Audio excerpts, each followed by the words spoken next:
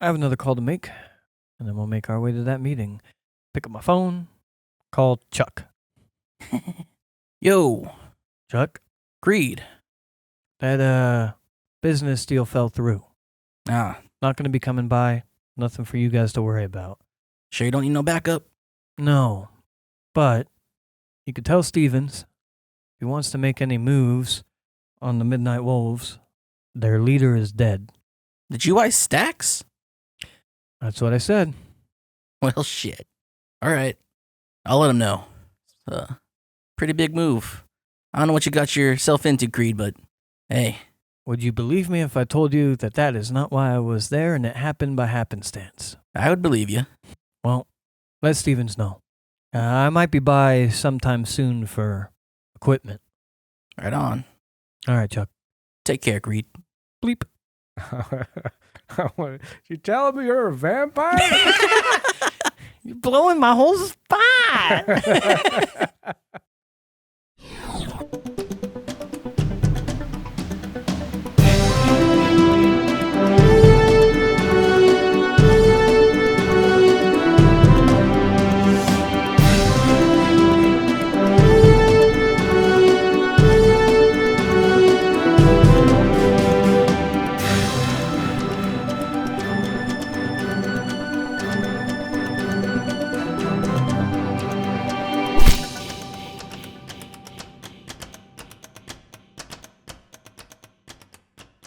Welcome to System Exploration by Unfortunate Ones. I'm Sav, I'm Nix. I'm Greythorn.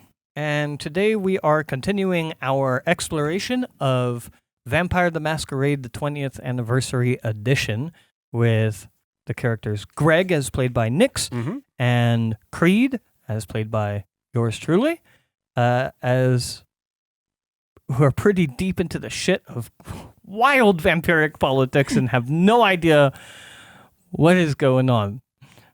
Mhm. Story told by As story told by Greg Gray. Gray. I hate that you picked Greg as a character's name. That's why I've been calling him Vargas. Nice. Gray, storyteller. Take us away. All right. So, last time we were here, you guys hopped on a boat, and I think there was a wraith, right? supposed to be a wraith? Was there a wraith there? Was Yeah, there I gonna be a wraith? It wasn't in my notes. Was it a wraith? Wow. You had some spooky fun time with a wraith. You had some spooky fun time with ghosts that weren't really there. You went and you figured out, I just gotta hit the code. I gotta hit the Morse code right. There was a Morse code? There was a Morse code. You spoke to the guy who was partners with the wraith. He told you what you wanted to know to find Rafa. You went and found Rafa in the middle of a shit show, to say the least. A biker gang decided to show up and ransacked a place, and they took Rafa's arms and legs and dusted his partner, Arnold Rogers. Yeah, Roger something. Yeah. You took I Rafa. did have a question. Sorry. Stax, who had Rafa, who got grenaded, he was a rival biker gang. What was the biker gang's name, or did it have one? The Night Wolves. Okay. You should know them well. Yeah. You don't know Stax very well. No, I didn't know Stax. Yeah, but he knew you. He knew me. He knew of me. Mhm. You took Rafa, tossed him in the trunk, got it into the trunk of his car, and you drove off. And then there was a shadow in the street that you... I think we threw him in the backseat, no? It was the backseat of the trunk, one of the two. I think it was backseat. Backseat. And you saw a shadow in the middle of a narrow one-way street. You broke real hard to not hit it, which would have been really funny if you just tried to drive through it. It was always an option.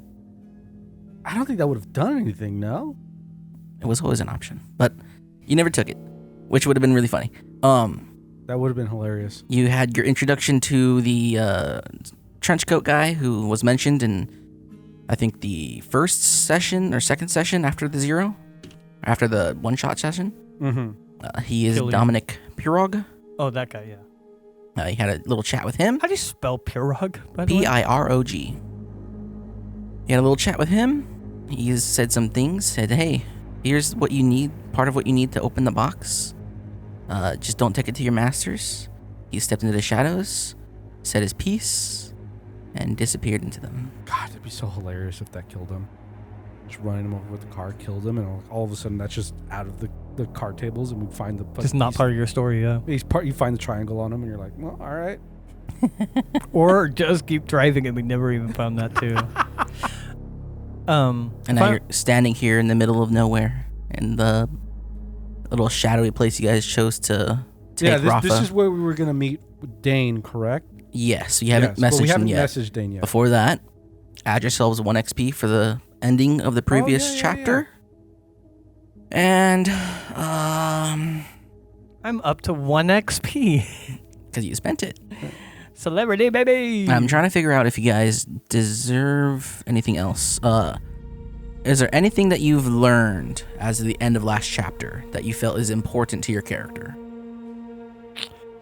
Important to the Yes, character? I think that conversation specifically with the Nosferatu. Killian has me questioning things, which is why I said off mic that there's conversation I want to have with Greg pretty immediately. Okay. About the Sabbat and my perception of them, and them not necessarily being the baddies that we think they are. They're clearly fucked up, but I think what my character has learned is just an even further lack of confidence of the other political people that we know. Okay. What about you, Greg?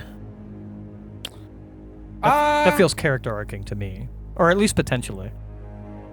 I mean, other than like the depths of, I mean, me as a player, the very John Wicky universe of the vampires in this world, like how prevalent vampires seem to be a part of like so many different aspects of life. You have the leader of the biker gang, this Sabbat guy. You have the Nosferatu and Queen Mary. Like, just like, oh man, yeah, vampires are part of deep into every single aspect of society. Also, we can't kill ghosts. I hate that I can't even attack a ghost. I want to attack a ghost. I'll give you both 1 XP for that. But I also do like the Nosferatu. I do like that guy. He's weird, but I like him. Nosferatu are kind of weird. I would say if Stax wasn't going to let you guys go without a fight, that throwing the grenade there and trapping him in the room would have been one of those you did something to save the party, but he was going to let you go. Yeah, I misread the situation. And he was. So you're not getting an XP point for that. Sorry. But I killed a rival gang leader. Well, sorry. If my gang was more a part of the story, maybe. But my gang hasn't been a part of the story relatively at all. Other than, do you remember what the name of the guy that I called was? Can't remember it. Chuck? Charles? I don't remember. I don't remember either. We'll just call him Chuck for now on, I guess. Okay. All right. Well, that's all the housekeeping. I'm going to spend 8 of my 9 XP to get an extra point in charisma. Okay. So now I have 3 points in charisma. All right. Now, take it away. As I reach into my pocket to pick up the phone to call Dane. I'll hold out a hand. Yes? There are shadows all around us. Just because that Dominique disappeared does not mean he's not still around. And he specifically requested that we go where we were already going. I think we should go somewhere else before making that call. Sure. Also, we should talk. Yeah. I don't know if there's a level of getting away from that man. I think if he wants to follow us, he will. Worth a try. Also, not against it. He might follow us, but if we go somewhere prevalently cammy, he at least won't be able to hear us. Yes, we can find somewhere more. I'm looking around while doing this because we're talking about intentionally duping this person. Give me a wits check. Just wits. Just wits. I'll do myself a favor and make this other little roll table. There's so many dice. I want to keep mine together in one, but success and a crit success, but crits don't matter. At first, you're looking around. You're like, "Oh man, that shadow? Is that moving? Is that shadow person shaped? Is that shadow staring at me?" They're just shadows. You can't tell left or right whether they're supernatural, whether there's a vampire in them, or if they're just normal. I'm more looking around. If he comes flying out of the shadow, I want to know about it. I don't think I'm going to be able to look around and see him unless he's coming. Go for ahead and us. toss an alert awareness on top of that too. Then No. don't have- not have awareness. okay. So it's the same. No alertness. Alertness I have. Botch. It's best time to botch. Oh, well, no. If it's wits plus, then Yeah. it's not a botch. It's not a botch. You No, just gotta. it's still a success. Yeah. Well, it takes away from your... It's a 2. Or no, it's a 1. Yeah. 1 success. Same result. Same result? Same result. Regardless, I think we should drive while making that communication. All right. I can think of another spot we could go to. A little more closer to friendlier grounds. We are pretty far out here. All right. Let's go. You're back in the car. Hop back in the car. All right. Start driving to wherever Greg wants us to drive. All right. Where are you going, Greg? I look thoughtful, so I'm not going to help you this time come up with the place. I have a lot running through my brain. I have some familiarity with... I only really know the club that one of the... whatever, the... Primogens owns, correct? Mhm. And we were in that... We're not anywhere near that, right? We drove so far away. I mean, at nighttime in Los Angeles, everything's pretty close by. Okay. That one, you guys are in, like, downtown, kind of on the edge of Koreatown in Hollywood, I think. I think I'm gonna... Do you want to go to Santa Monica? I'll probably just head in the area of that club, because we're also friends with the Thin Bloods in that area, or at least friendlier. Mm-hmm.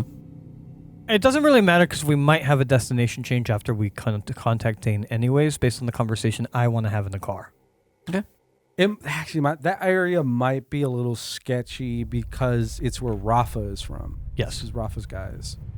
Either way, we might get other locations from Dane on where would be good to meet.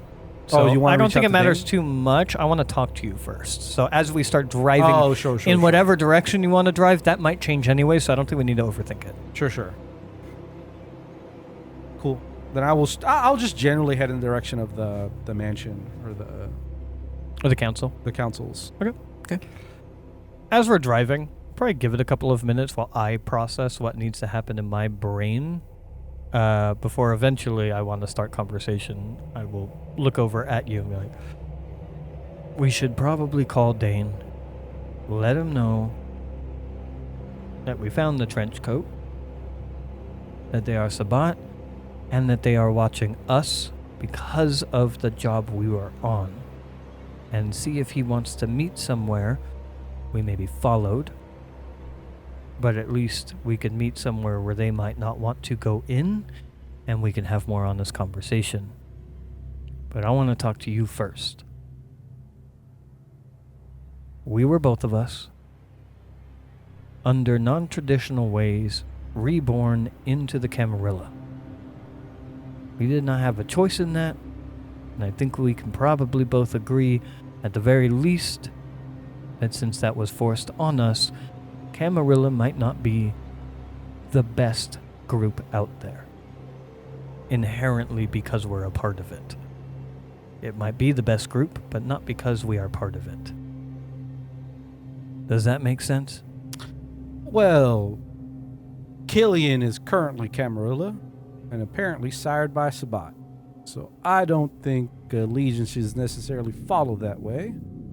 More so what I'm saying is that just because we were born into the Camarilla does not mean the Camarilla is inherently right. Of course not. Okay?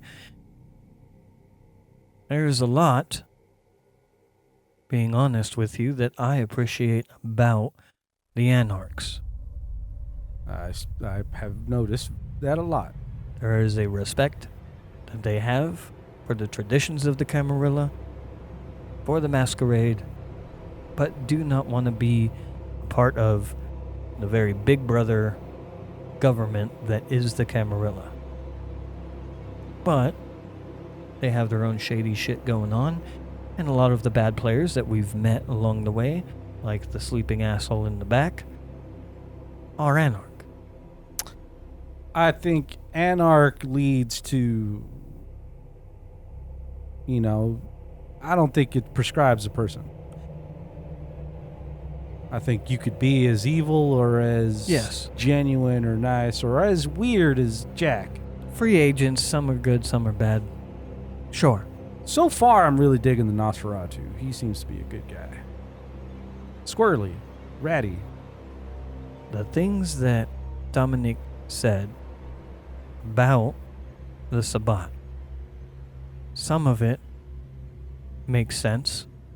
They are clearly monsters, but I can tell you monstrous acts don't make necessarily for a monstrous organization. They clearly have political ties in the same way that the Camarilla do. I'm going to be very honest with you. Other than my leanings towards the Anarchs, I don't know, in this shit show we've been reborn into, who is right and who is wrong, who has fucked up plans, who things like that box should be kept away from. And I feel lost. This group tells us don't give it to that group group tells us don't give it to this group.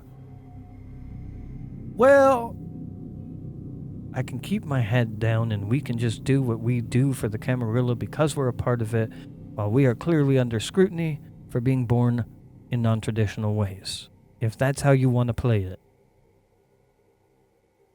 But there might be a play, or we might get some information to get an idea of who all of the players in the game are. And we can't get that from Dane because he is Camarilla. We can't get that from Nines because he is Anarchs. And I don't really want to reach out to any Sabbat. well, to be honest with you, in terms of the full perspective that I have, we all are monsters. It's kind of what we are. We're a vampire. We're monsters. I think the extent of how bad or good the different people are in each organization is happenstance like normal people. You've met many people in your life who are good, some are bad, doesn't really matter. The part that gets me, at least the part that we've seen, is the Sabbat are willing to convert people, dig them in a hole in the desert or wherever, starve them, Sure. and then unleash them on people in a manner unbecoming of somebody I would call generous. The Camarilla, as much as they seem to be bureaucratic, could have killed us. They gave us the opportunity to explain and prove ourselves to at least exist, even though we were born outside of their bureaucratic ways. I don't necessarily see that as generous, but I at least see it as understanding. I want to finish what we're doing so that we don't get the ire of the Camarilla. Because that's the biggest fear right now, is just that if we decide to go against them, they could just kill us because they know who we are. They kind of probably have an idea of where we're staying. And if we become a sore on their back, they're just going to pop us. Unless we were sided with another team. Which is, Maybe, but we have no loyalty to that team. we could. But I understand what you're saying. I agree. Our chances personally at survival are better with the Camarilla than they are with the Sabbat, and the Sabbat are the only ones I described as monsters because of the actions they take. Yes, we are all monsters. My point and my real question here is that box being in the hands of the Camarilla or the Sabbat, depending on who opens it, is going to either maintain the status quo or make things worse for the world, for the groups around here, I suppose, save for whatever group opens it. Do you currently feel confident that it will be maintaining status quo instead of making things worse in the hands of the Camarilla? Well, versus the hands of the Sabbat, based on what Dominic said, if it were in this situation true. so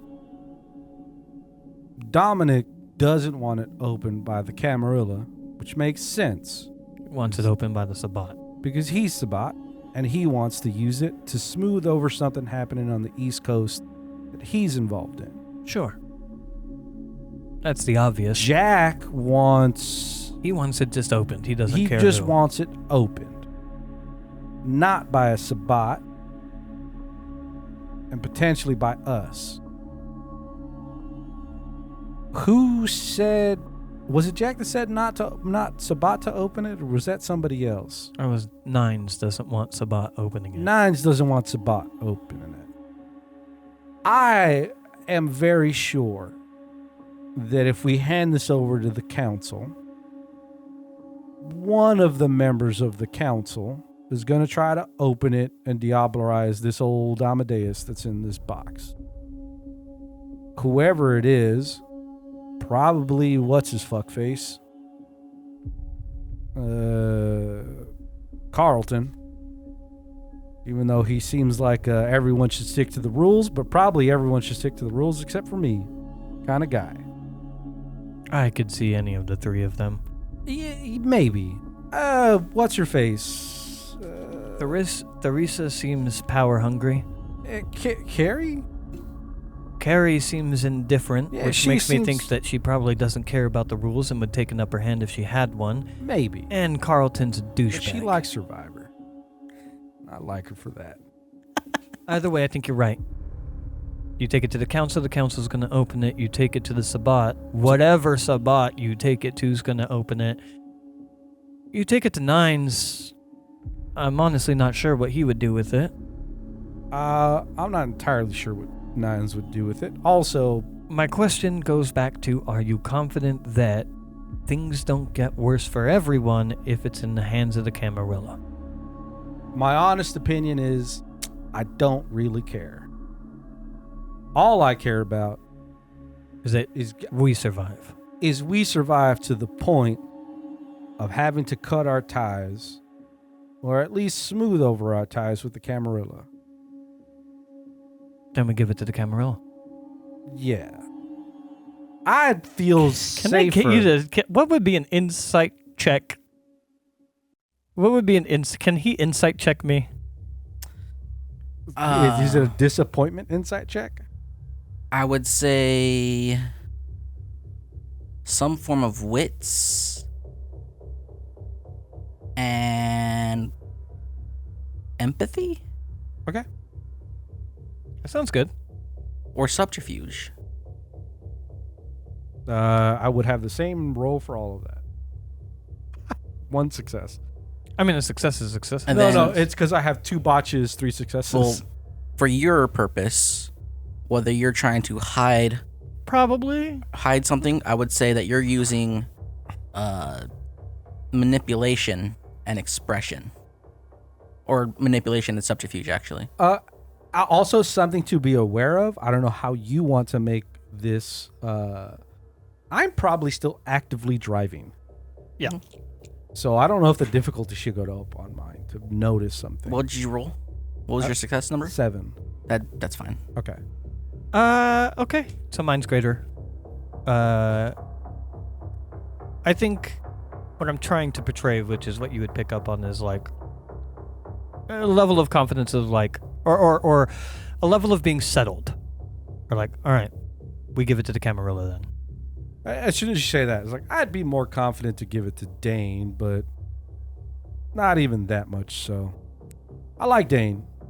Dane seems like a good guy to us. But anybody, the concept that vampires could just get stronger by sucking on an older vampire, and especially in this situation where there's a vulnerable older vampire, just makes the whole thing all sorts of wacky. If we're going the Camarilla route, that's none of our business. We are supposed to be dealing with Dane. If Dane diablerizes a centuries-old, millennia-old vampire, that is on Dane. We have done our job to the council. Also, if Dane gets himself a good old Amadeus that's potentially some wacky number of generations old, we gave that to Dane. So if Dane's going to start some shit with the Camarilla and win, we get to be at least on Dane's good side. The Camarilla could have their problems with Dane, and we were Not just with us. doing our job. Yep. Because they told us to follow Dane. I don't know about this Dominic. He's a guy from the shadows with a funny accent. And also he scares me a little because of the shadows thing. We're keeping our sights narrow. The Sabbat are bad. They've given us, if I'm not mistaken, pulling out the triangle, because we had like the symbol drawn for us, and then we had like a piece of it. The triangle's the last piece of the key, right? That's a safe assumption. We have the thing that goes in the center, and we have the bottom half of the triangle, correct? You have the bottom half of the center, and you have a talon thing. Yeah, but we got a picture that had the triangle with the talon thing, correct? As far as you know, there's supposed to be 2 talon things Oh, and 1 triangle piece. Okay. okay. So we have 2 out of 3 parts of the key. Okay. Or 2 out of 4 parts. 3. Well, Because we had the bottom half of a triangle. We need the top half of a triangle. you had the picture of the box. The top half of the triangle is on the box. Oh, okay. Then okay, yeah. I thought we were 4 pieces, but yeah, we're 1 piece short. Yep. So we have 2/3 of the key, whatever information Rafa has, and maybe a part of the key, although we got our parts from him. I We got 1 from Dominic. think it's time we call and meet with Dane. Yeah. And we ask him how he wants us to proceed with Rafa in tow. Of course. If you don't mind making that call, driving. It's fine. I got another call to make anyways. I'll call Dane. I love how I planted all these seeds and they're taking sprout. So I'm just here like, yes. Especially for Creed. Since you've already brought it above table, that insight check of any potential moving the conversation forward, that was what I was talking about before the session of maybe this is going to need to be extended another session. I'm for it. Not going to happen now. Oh. Nope. The things Shame. that I wanted to do relied on Greg's demeanor in the situation. But I could tell you above table what it was, is I wanted to find someone clanless, or whatever it's called, and get their perspective on the 3 separate groups, which I was intending to basically lie to Dane and say that someone not connected is involved so that he could point us at someone not connected that he trusts enough that might give us some information, and then we just ask that person, which would have been a lie to Dane, or we could have found Jack, because Jack's pretty not connected, it seems. Well, But- he doesn't want it. He doesn't want Sabat opening that. No, Jack just wants it opened. Nines didn't want Sabat opening it. Sorry. Yeah. Well, Jack seems just like a wild card, which is why I said we could have just gone to Jack. But also that means ruffling feathers, potentially betrayal. I'm not going to intentionally drag Greg down that. And there's still a large part of Creed that does want the Camarilla to just stop breathing down Creed's neck. So, like, there's this big looming quest and the right thing to do. But there's still, equally, if not more important, Creed just wants to live, which to Camarilla is the obvious answer. Mm-hmm. And because this is a partnership, he's not going to even over-imply that to Greg. Already, this was a huge, like, show of confidence just to have that conversation, because he's been keeping, it's been obvious enough to Greg, but he's been keeping his whole I want to be an anarch thing quiet. He's not said it out loud, at least. Greg sees it, it's obvious, but he's not said it out loud. It's every conversation with an anarch just seeing Creed just nod his You've only head been there for vigorously. one, I'm sorry. Well, to be fair. sure, but it's like your enthusiastic conversations with anarchs at Yeah. any given point. It's like, Oh, above All to right. clearly know it, but it's only ever been, like, implied around you. It's never been said. This is the first time that Creed's like, hey, fuck the Camarilla, it's all about anarchs, to your face. sure. Which, if you are, through and through Camarilla, that could get me killed. So this is like Sure. a show of confidence, but there's I'm enough trust there. It's also like only the second maybe bonding moment that I think we've had where I've trusted your character. But yeah, I'm not going to take us down that road. So I will call Dane. All right. Pick up your phone. You start dialing. He rings. Yep. We got Rafa. We went to the place that we told you that we would. Well, we told you we were going to meet you somewhere, but we got interrupted. And likely that's still going on. Greg and I are being followed by Sabat, specifically that trench coat that we were looking for. Well, that trench coat guy. hold on. Ask Dane if he has connections on the East Coast, Sure. because that's where this man's from. Dominic Pirog. I can't say I know the name. He has some connections on the East Coast, and he wants what we are looking for specifically to resolve whatever's going on over there on the East. I might know some people that they ain't gonna be kindred though.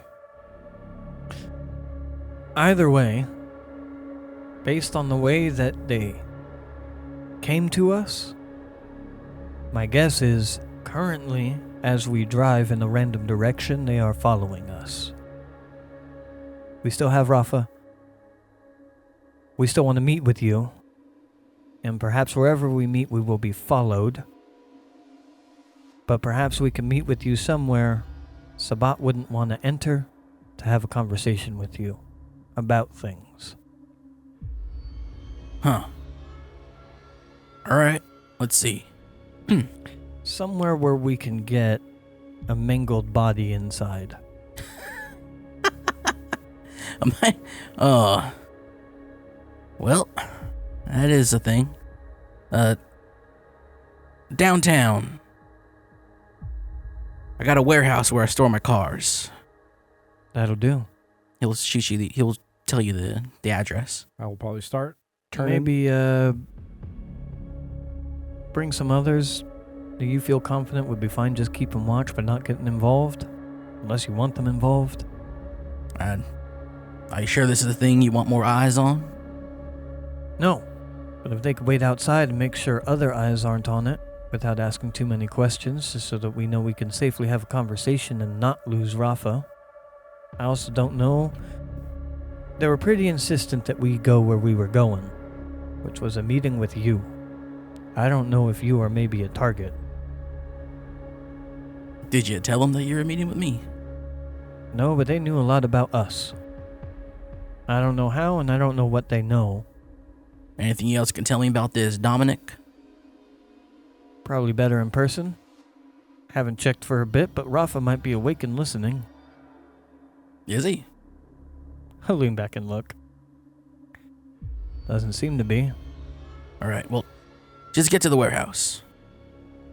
I'll see what I can scrounge up. All right. Yeah. All right. See you soon. See you there, soldier. Hang up. Non-kindred might have some contacts in the east. Probably isn't going to go anywhere. No, I don't think that'll lead to anything. I have another call to make. And then we'll make our way to that meeting. We'll divulge what garage and blah, blah, blah, blah. Yeah, I'm start driving in that direction.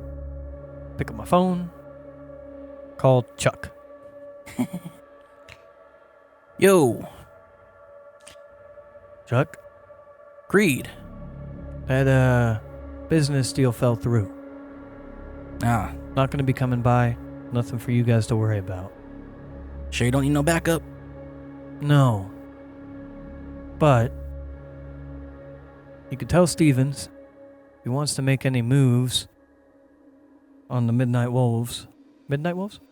Right? Yes. Night Wolves, no? Night Wolves. Midnight Wolf sounds cooler. Okay. The Midnight Wolves, their leader is dead. Did you buy stacks? That's what I said. Well, shit. All right. I'll let him know. Pretty big move. I don't know what you got yourself into, Creed, but hey. Would you believe me if I told you that that is not why I was there and it happened by happenstance? I would believe you. Well, let Stevens know. I might be by sometime soon for equipment. Right on. All right, Chuck. Take care, Creed. Bleep. You telling me you're a vampire? You're blowing my whole spot.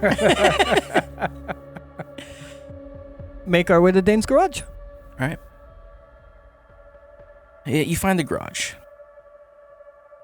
There's one person sitting out by like the doors, retractable door that will lead up, and he looks at you, waves. I will probably before we turn a corner, I will probably kind of shove Rafa's body into the wheel well and not into the seat, or not, Or like in between the seats. yeah, just so that he's not immediately visible. To be fair, we had done that already. Oh, okay.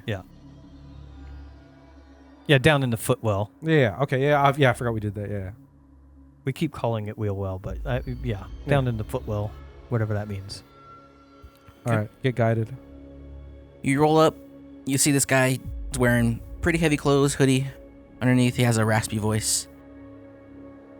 You guys here for Dane, right? Yeah. He's inside. Just drive out to the back. Thank you much. B section. Start driving. Drive out to the back B section. You drive, and you'll see Dane. He's waiting by one of those, stone pillars that hold up the garage and stuff. And he looks at the two of you. He waves. Just park it anywhere, boys. We park it anywhere. I whipped that shit into a park. So, the wild goose hunt came up with a dozen eggs, I hear. Yeah. Well, he's in the back there. You want to pull him out? He takes a look. Did you do this? Ah. The hands, not the feet. He does laugh. Well, He was in the middle of being flushed. Stacks of the Sabat is dead. that's a gangster, ain't it? Biker. Midnight Old friend? Wolves. I assume. Not one that I had met, but yep, there's a rivalry there. Well, I didn't know he was kindred. Well, he isn't anymore. Good to know. That fella I told you about, Dominique. Yeah? Sabat. He wants the box. The box contains, I'm assuming a kindred, by the name, I'm assuming very old, Amadeus. That has to be before my time. I believe before a lot of our times. And That we're all- sounds like, We're all pretty young and when it comes to vampire terms here. yeah.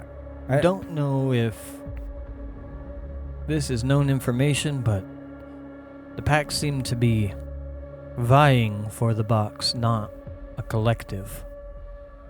So Sabat, So multiple Sabat hands are looking for this thing. not one collective group, yeah. That's interesting. The Anarch involvement, as far as Dominic is saying, is not a true player in the game. Safe to assume that Camarilla is the other player he's considering. Also, Dominic is East Coast Sabat. So there might be West Coast Sabat that are also after it. Is he confirmed East Coast Sabat? I know he wants to go to the East Coast. I assume based off of nobody's familiar with him before he started showing up. New player in the game. He just came out here because he heard about this. You know, Sabat have been making moves out east.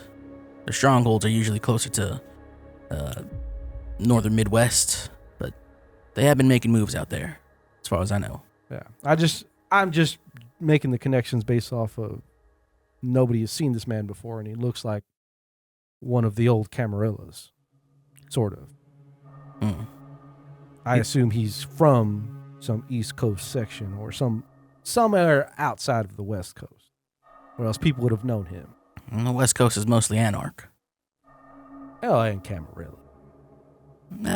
They're new. Oh, LA is really the only place they're hanging around right now. Like the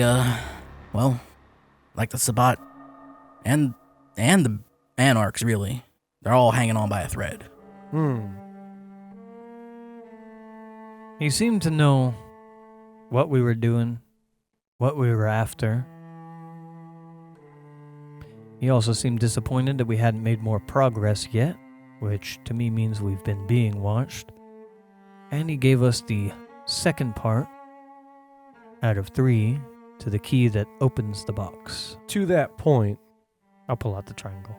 there's a level of him following us, but the fact that you were able to get away with saying we didn't have a piece of it and he didn't question it means his level of following isn't that strict. Yeah, he's not omnipresent, clearly. No, there's no real omnipotence amongst vampires.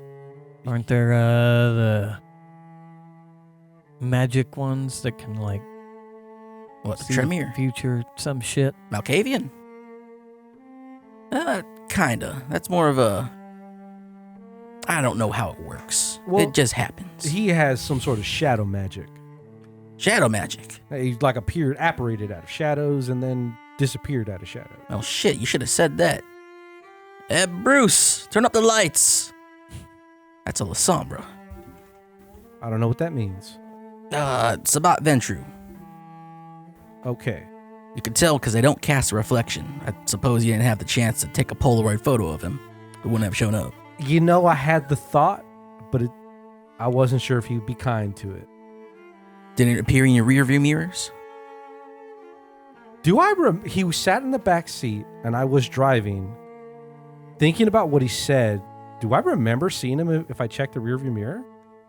Go ahead and roll like an intelligence or a wits. I wouldn't have been aware to like pay attention to that, but now that if I could like search my memory. Add the choose either one of your mental stats and throw awareness onto it. Okay, so it's wits plus awareness. Mm-hmm. Okay. 3 successes. Now that you're thinking back to it, you side-eyed him once or twice while driving because you're like, there's a fucking big guy sitting next to me. Mm-hmm. When he did not appear in either of your mirrors at all. You saw an empty chair in those mirrors. I imagine it's like I was probably checking my mirrors to do something, and I didn't even register that I could see right through him into the fucking... But now that he's highlighted it, I'm like, oh, shit. Yeah, he wasn't in the mirrors. Yep, that's Lasombra. Well, how scary is that? Depends. Is the idea of any shadow in the room being a Lasombra scary to you? I wasn't that afraid of ghosts because I thought as a vampire I could deal with ghosts. Now that I have that as a baseline. Yes. Something just being in the shadows and just me being a vampire doesn't mean I get to just solve that. You don't want to talk about it above table for 30 minutes? Well, you turn the lights up enough, and sometimes they can't stand in the shadows anymore. Sometimes. I don't know how powerful this guy is. It may be my bias, but he had some sort of Eastern European accent. What kind? His last Would name is Pirog. Would my intelligence give me a clue of what? Roll the intelligence. He said mine, so I'm thinking my German. character. Mine was just guessing Eastern European, a player. 2. Definitely Eastern European. He did catch the mine and all the, the zats and zis and, the switching of consonants, which are typical to like the Germany, Poland, Yeah. Hungary. He said mine, so I assume that's, Germanish kind of area. And for some reason, I just think that's got to be old vampire.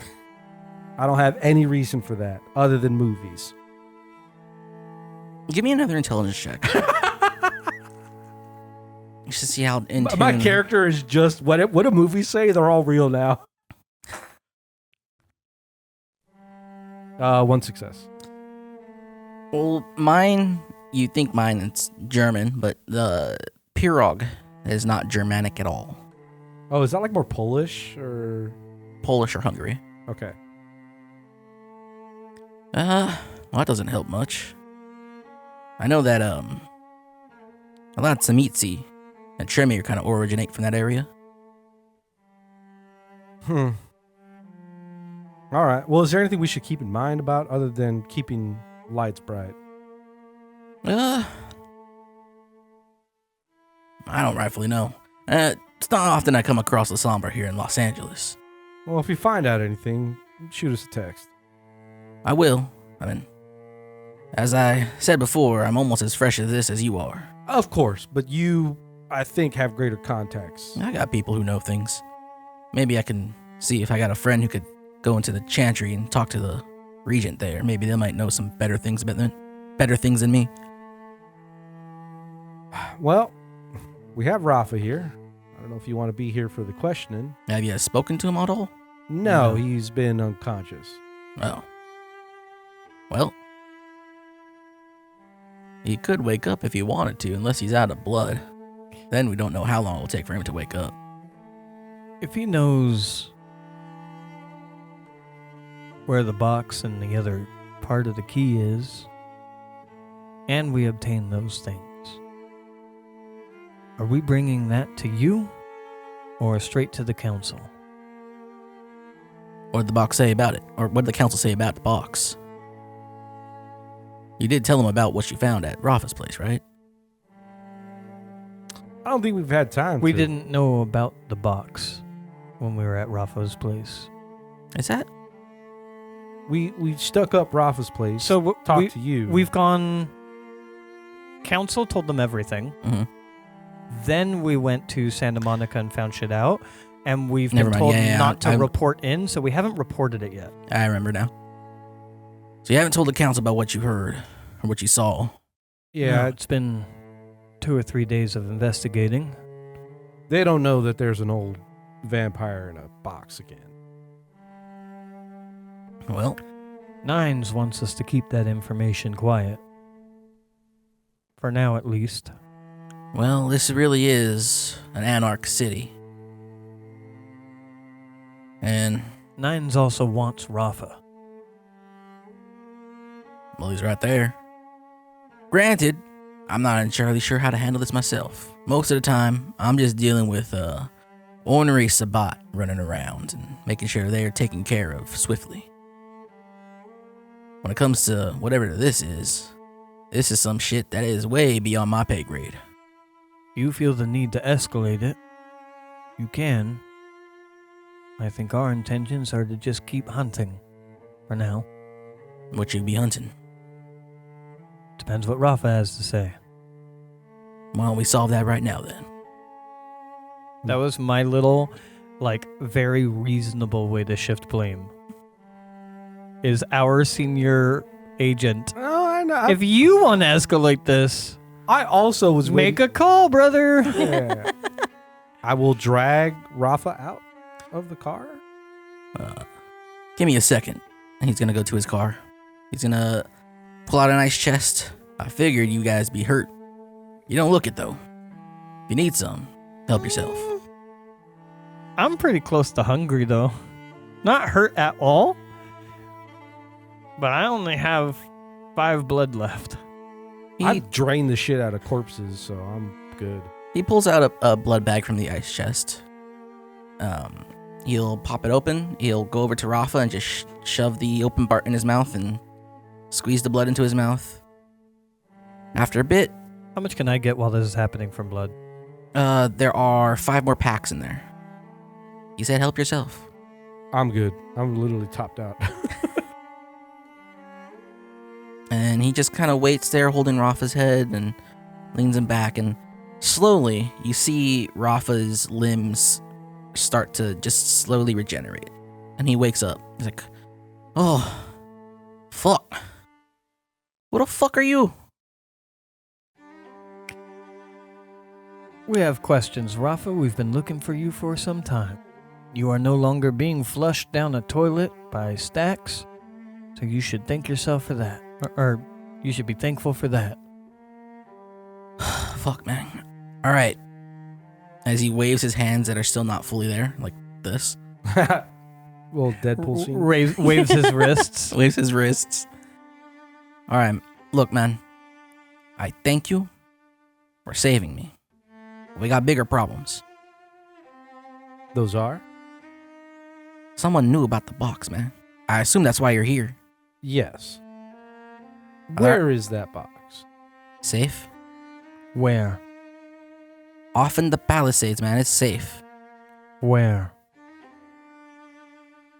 You have no hands and no feet, and that can get worse, and we have enough blood to keep you alive for it. You're never gonna open the box without my help, because you don't got the second key. Yeah, you're gonna tell us that too. Hear me out. The box is in the Palisades, but I ain't put it where it is. Alright, my ghoul did.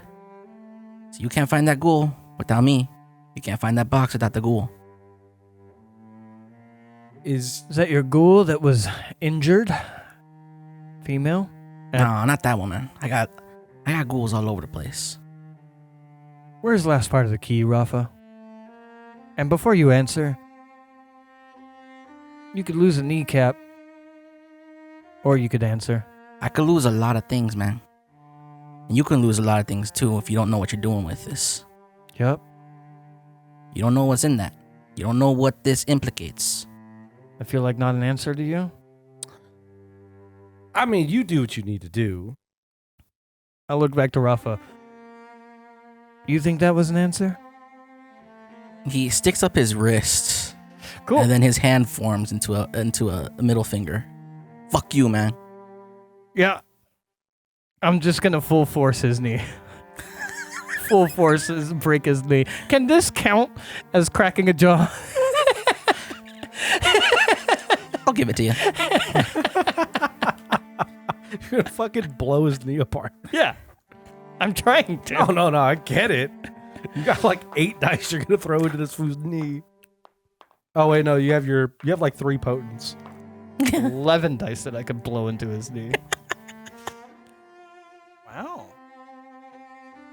I got 2 extra damage from that. And then Oh, really? Wow. damage. Yeah, I had a couple of botches in there. And then damage is... No crits? Damage is strength. Hold on. I believe it's the same as my knife. Strength +1 for my punch? Just strength. Unless you're using your brass knuckles, I'll add the +1 for that. No, it's fine. That'd be... Fuck. What was... Sorry, real quick question. What was the name of that other... The Lady Anarch? The one that You met at Santa Monica? Yeah. Damsel. Damsel, that's what it was. I have that written anywhere. 4? 4. 4 to his knee. You bash through his knee. He lets out a yelp. He goes unconscious. Dane looks at you. Gonna need more blood if you keep doing that. I didn't drink it all. Well, I intentionally did not take all 5 bags. he goes and grabs one, down the hatch, shoves it into his mouth, squeezes all the blood into his mouth.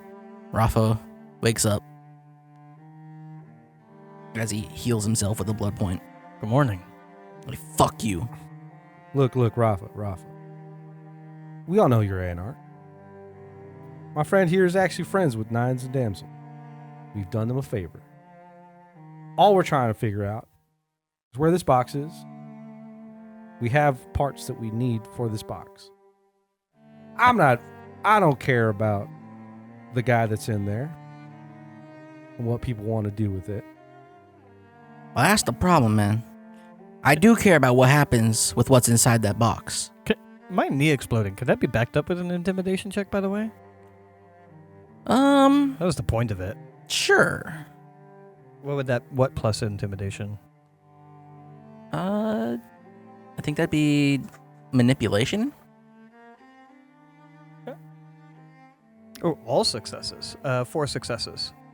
All right. And, he's paying attention to you. I imagine But you're in the corner of his eye, he's looking, his face is heading towards you. He's looking at you, but his eyeballs are on Creed. There's a little good guy, bad cop, or a good cop, bad cop going on right now. Yeah.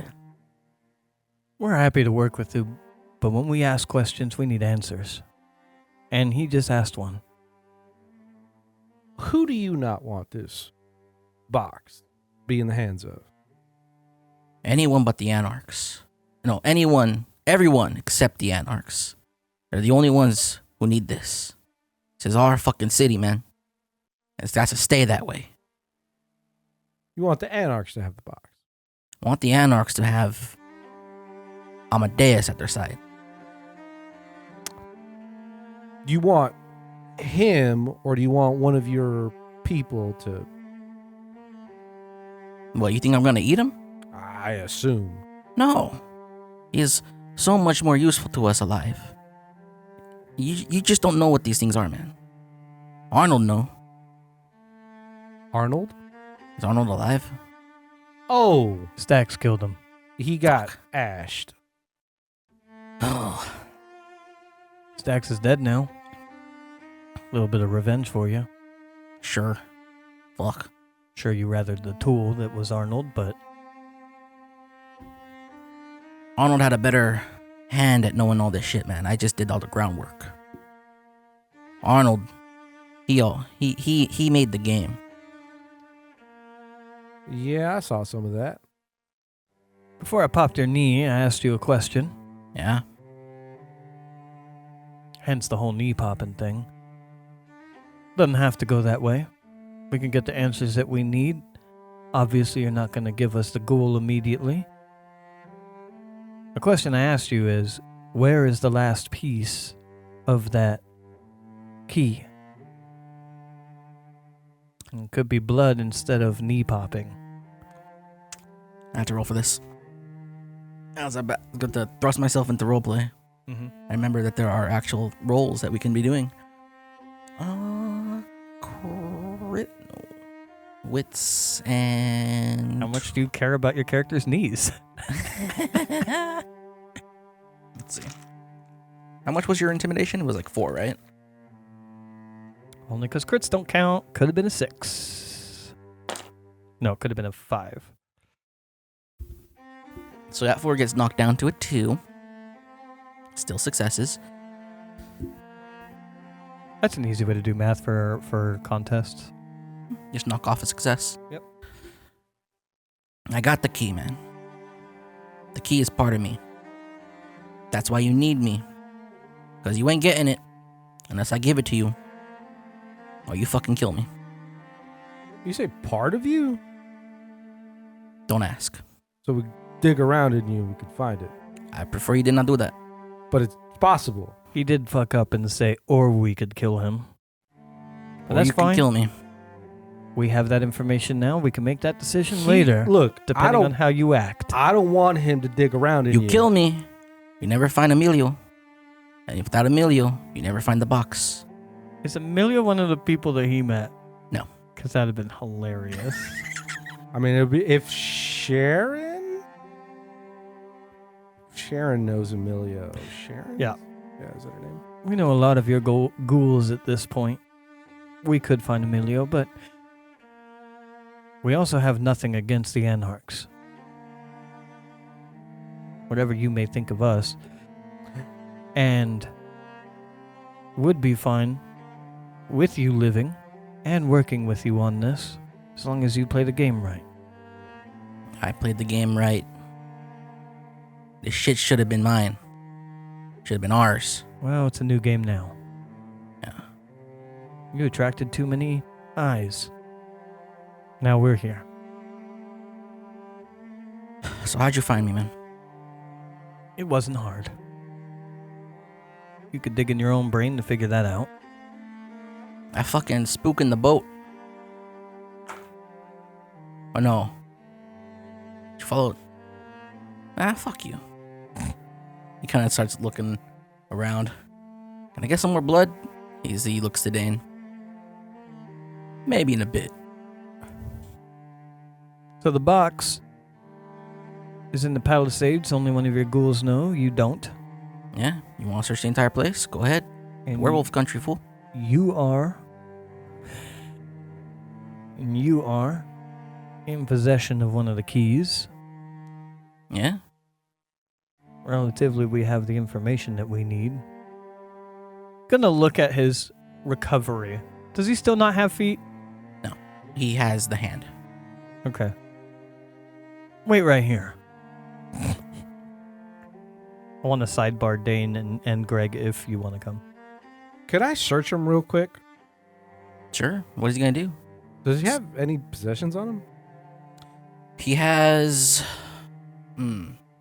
Actually, what would they taken off of him? He has a switchblade in his left pocket, pants pocket. He has a wallet. He has...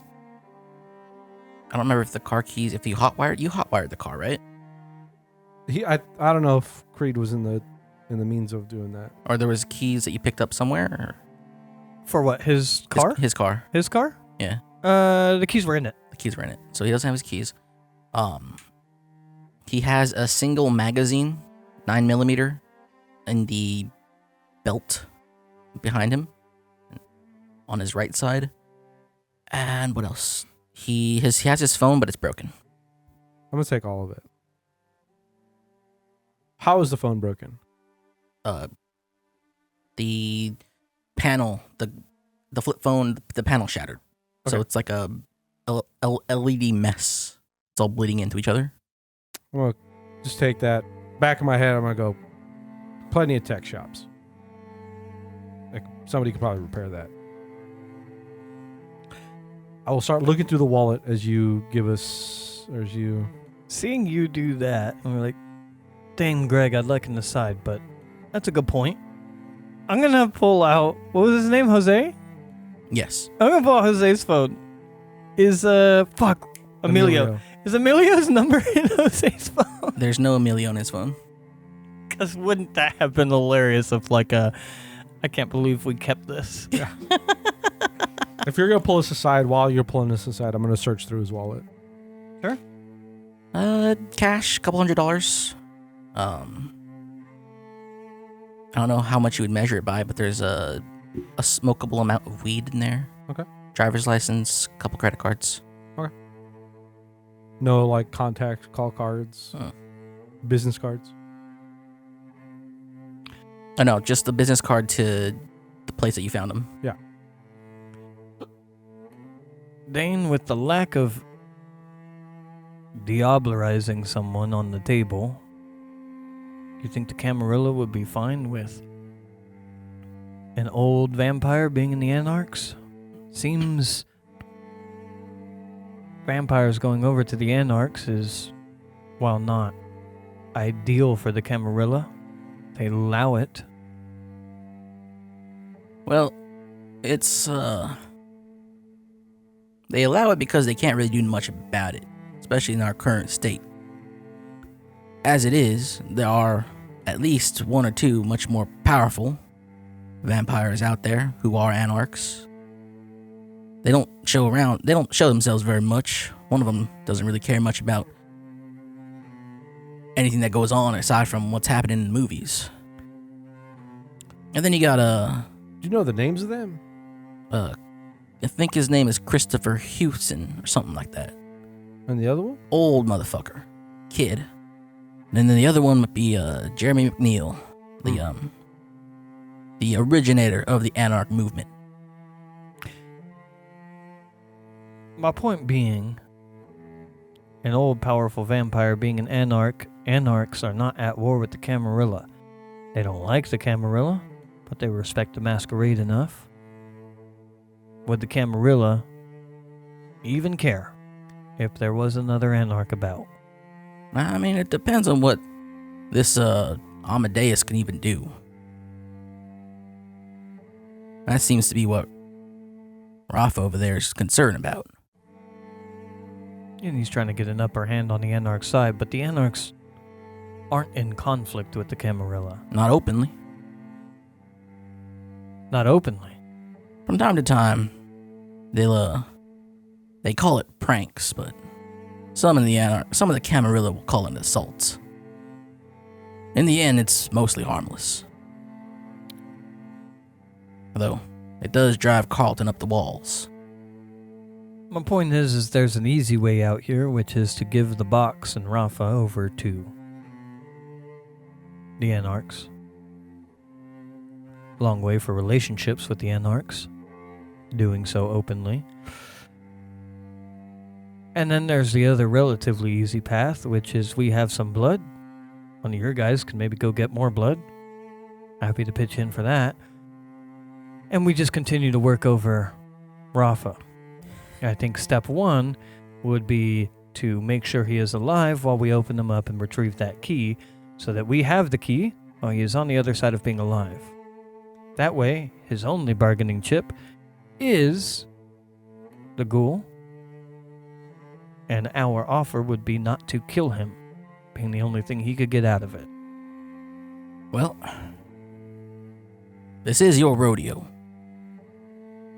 I'm here to advise the best I can, I guess, but I'm asking for the advice on if we would be stepping on the Camarilla's toes, or the council, or moving against them, if we were to allow Rafa,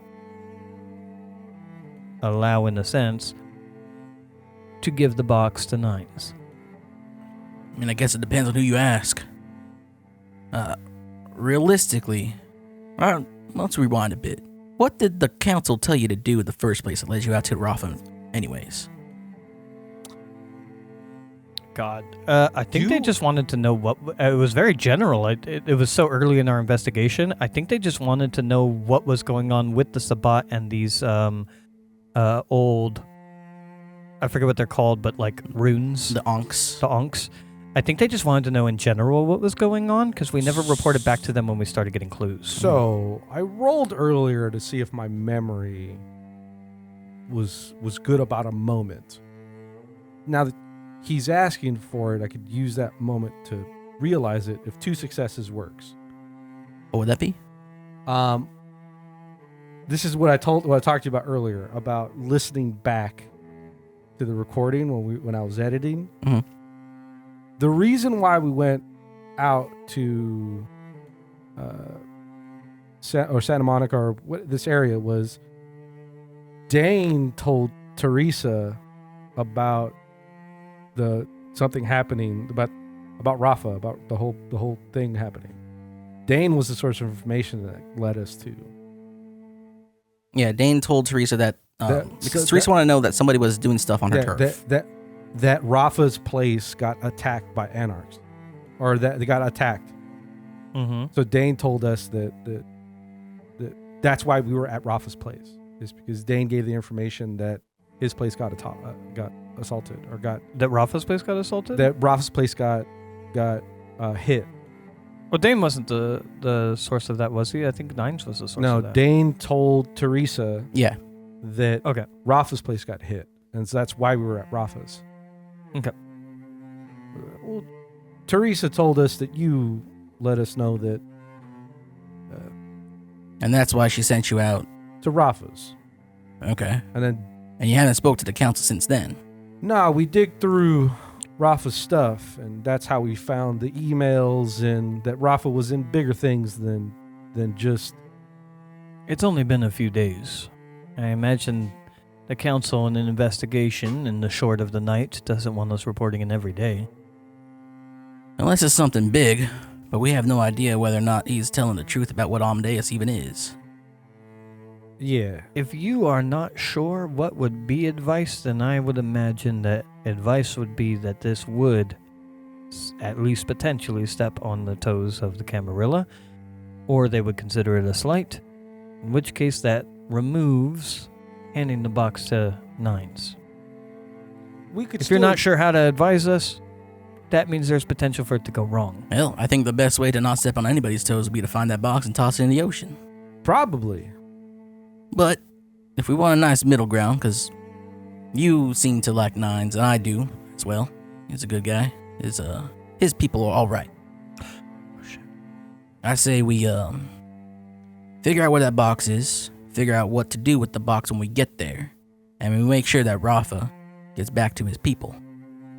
Yes, Nines wanted Rafa and was okay with the current condition.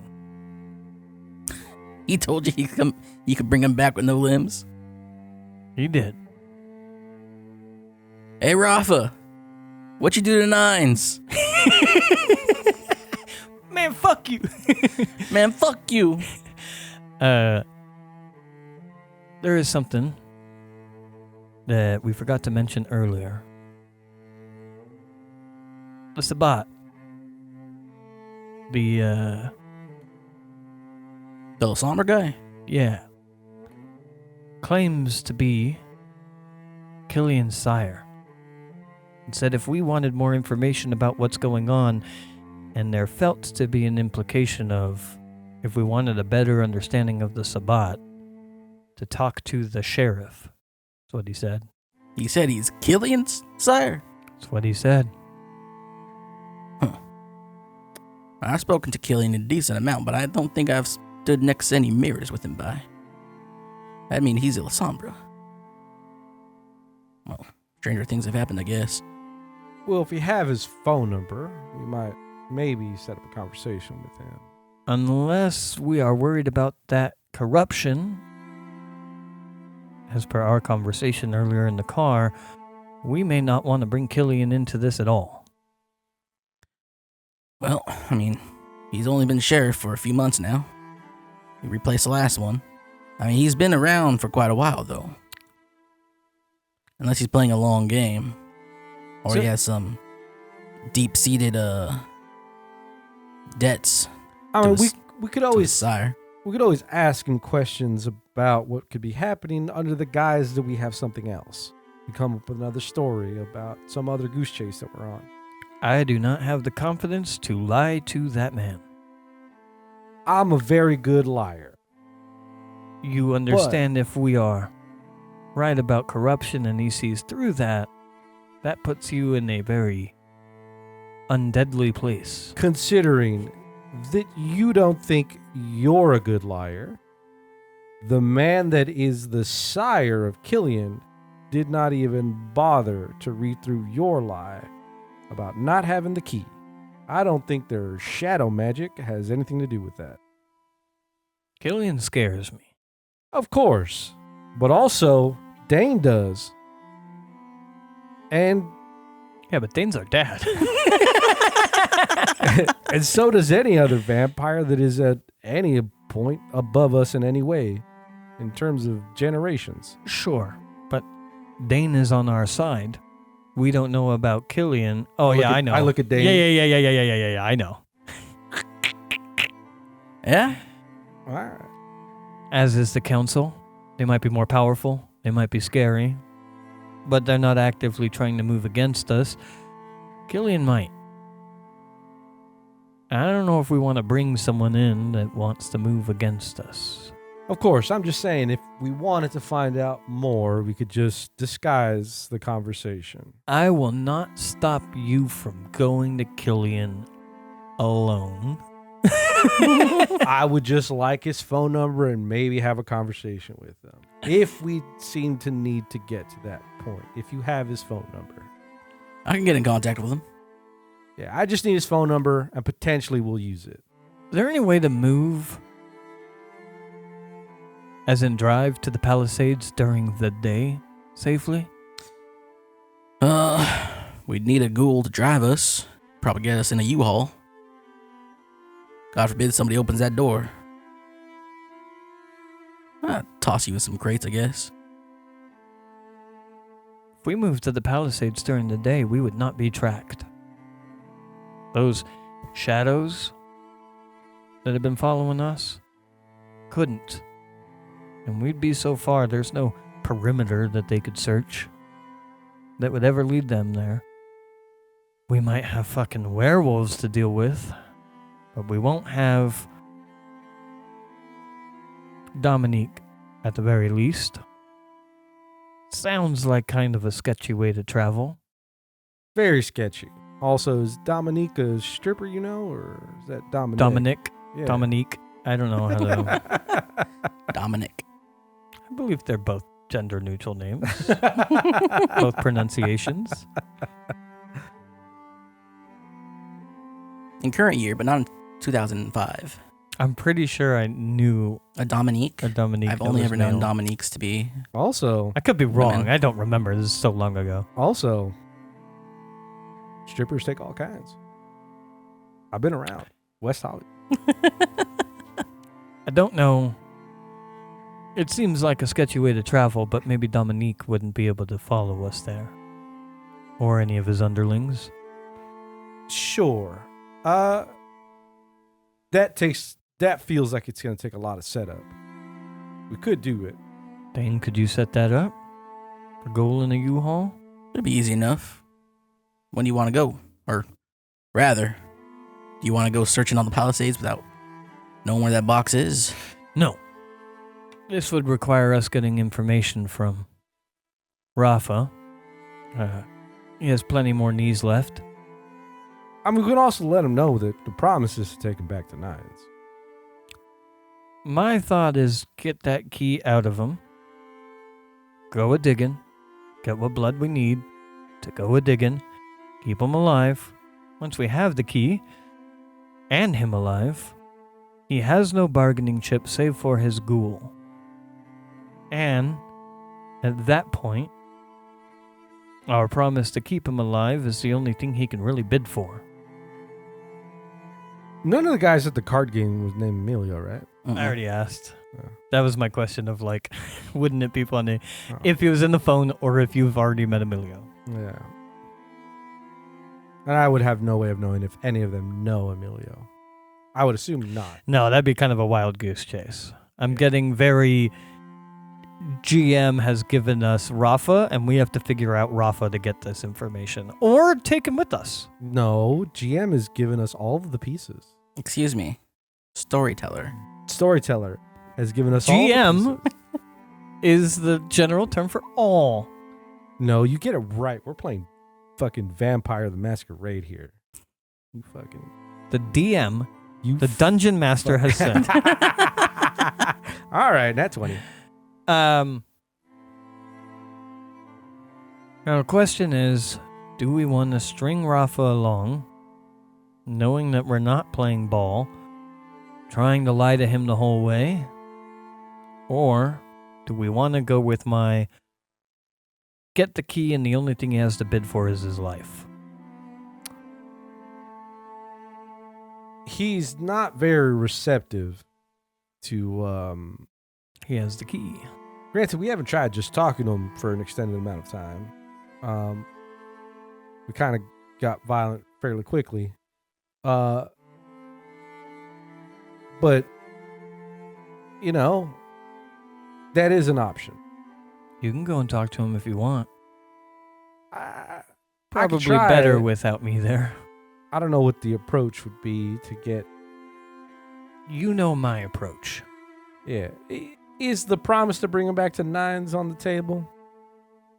I think if he cooperates in any plan that we have, my intention is to give him the nines no matter what. Okay. He could do that with his hands or without. Let me go and talk to him before you get to him. Sure. All right. I'm going to walk over to him. Start making out with my dad. I'm going to sit down next to Rafa.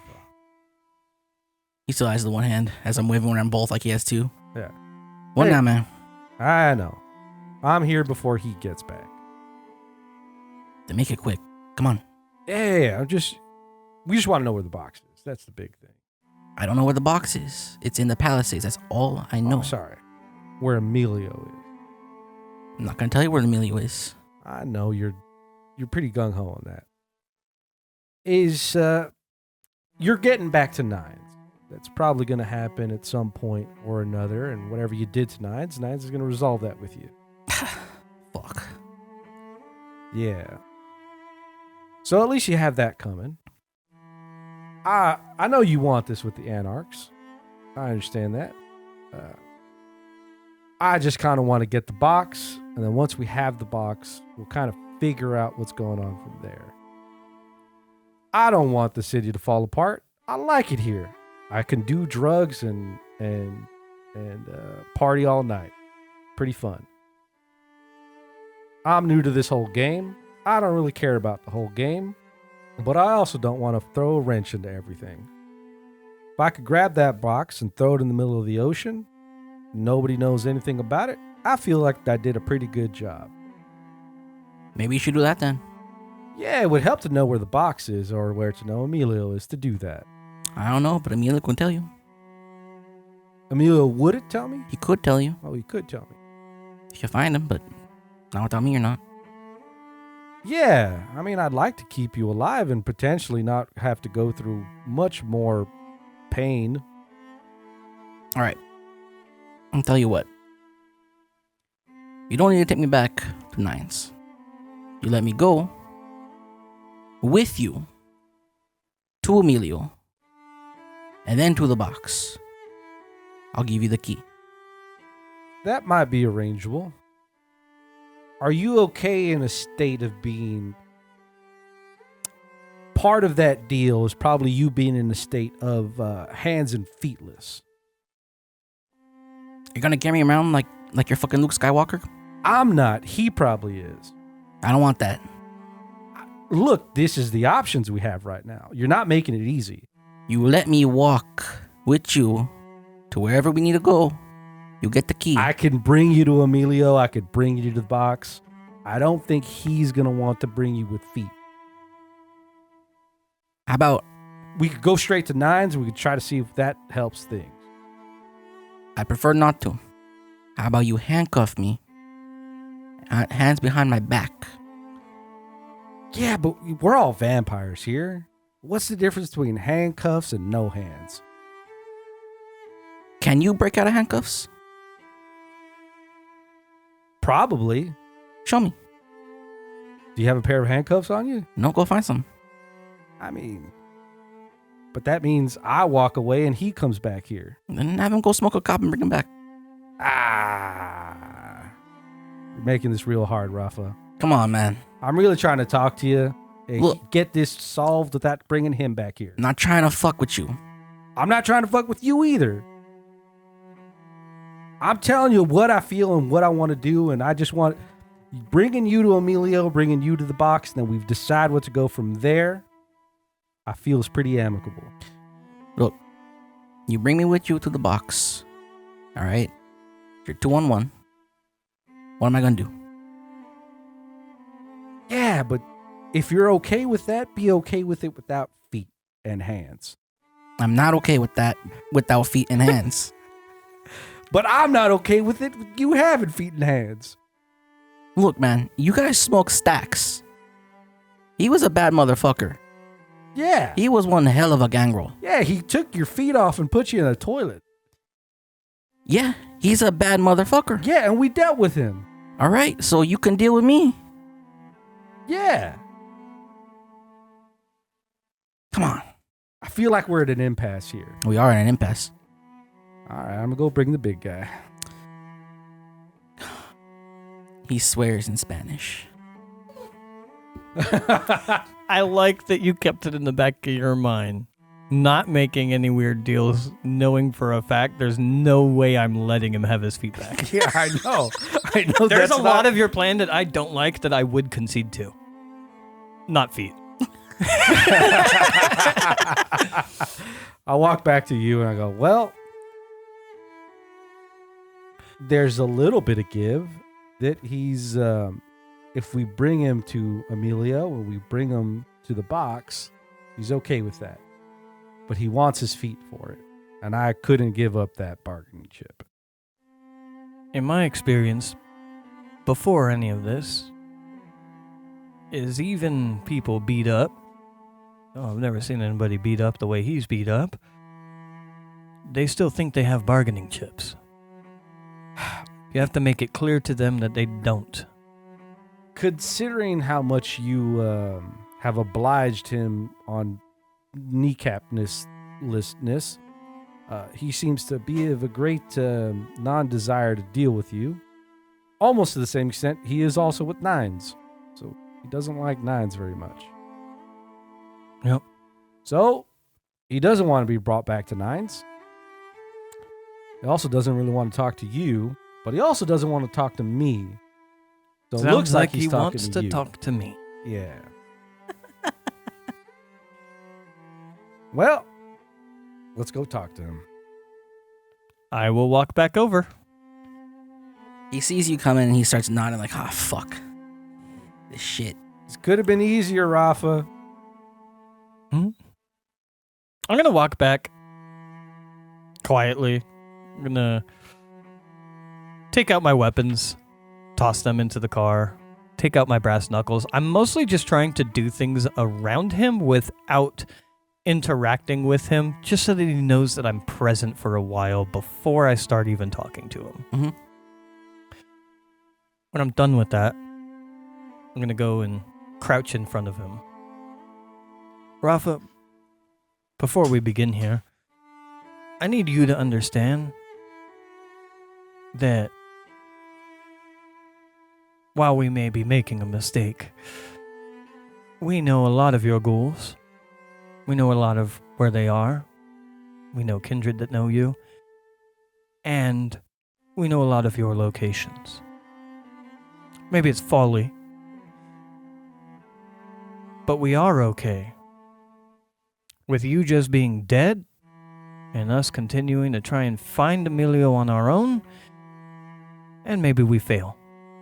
So you need to understand, you being dead is on the table before we move on. You understand that we're okay with you being dead without telling us anything?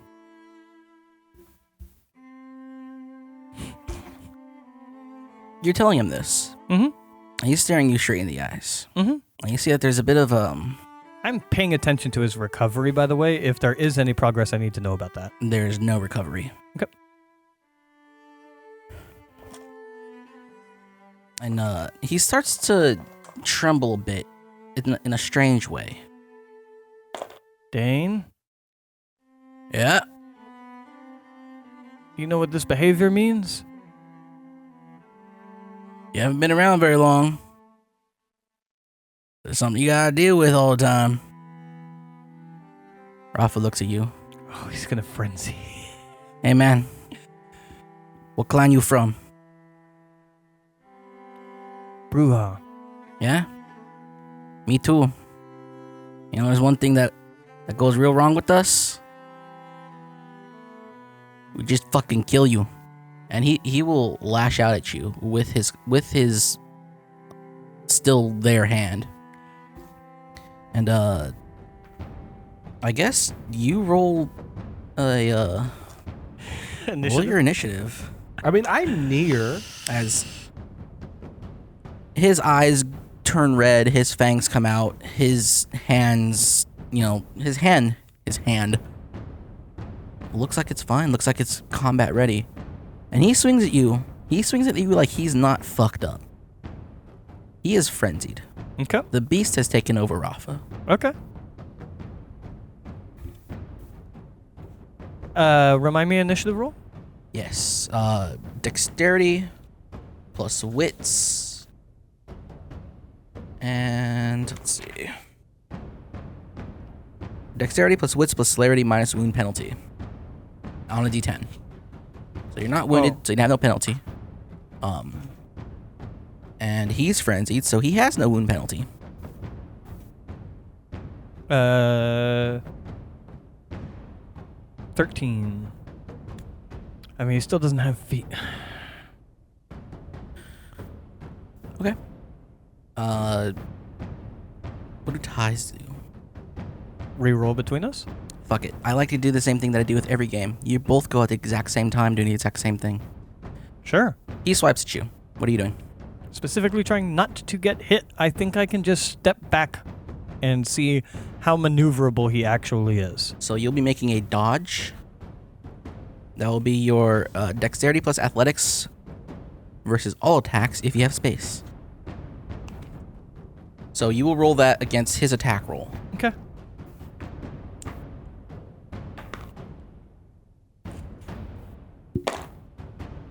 Okay, he has 4 successes. All right, so he has 1 success. Yeah. Oh yeah, contest. So yeah, only 1 success, so no extra damage. He clocks you right in the chin. As he's trying to break your jaw this time, I guess. He's not as good at it though. You take 1 damage. You can attempt to soak. Oh yeah. So you would use your armor's bashing rating and your stamina as your dice pool. Bashing rating is the first number. Yes. And my stamina, Yes. I'm reducing that by 3. Sure, you're taking no damage. Okay. Okay. At this point in time, Greg, if you want to join this, go ahead and roll your initiative. And Dane will call out, "You need help?" Not yet. All right, soldier, show me what you can do. He's at a handicap, but he's frenzied. And then I just no, sorry, I keep forgetting it's not rolling. It's not rolling. 1d10 plus your wits, plus your dex, Plus plus your celerity.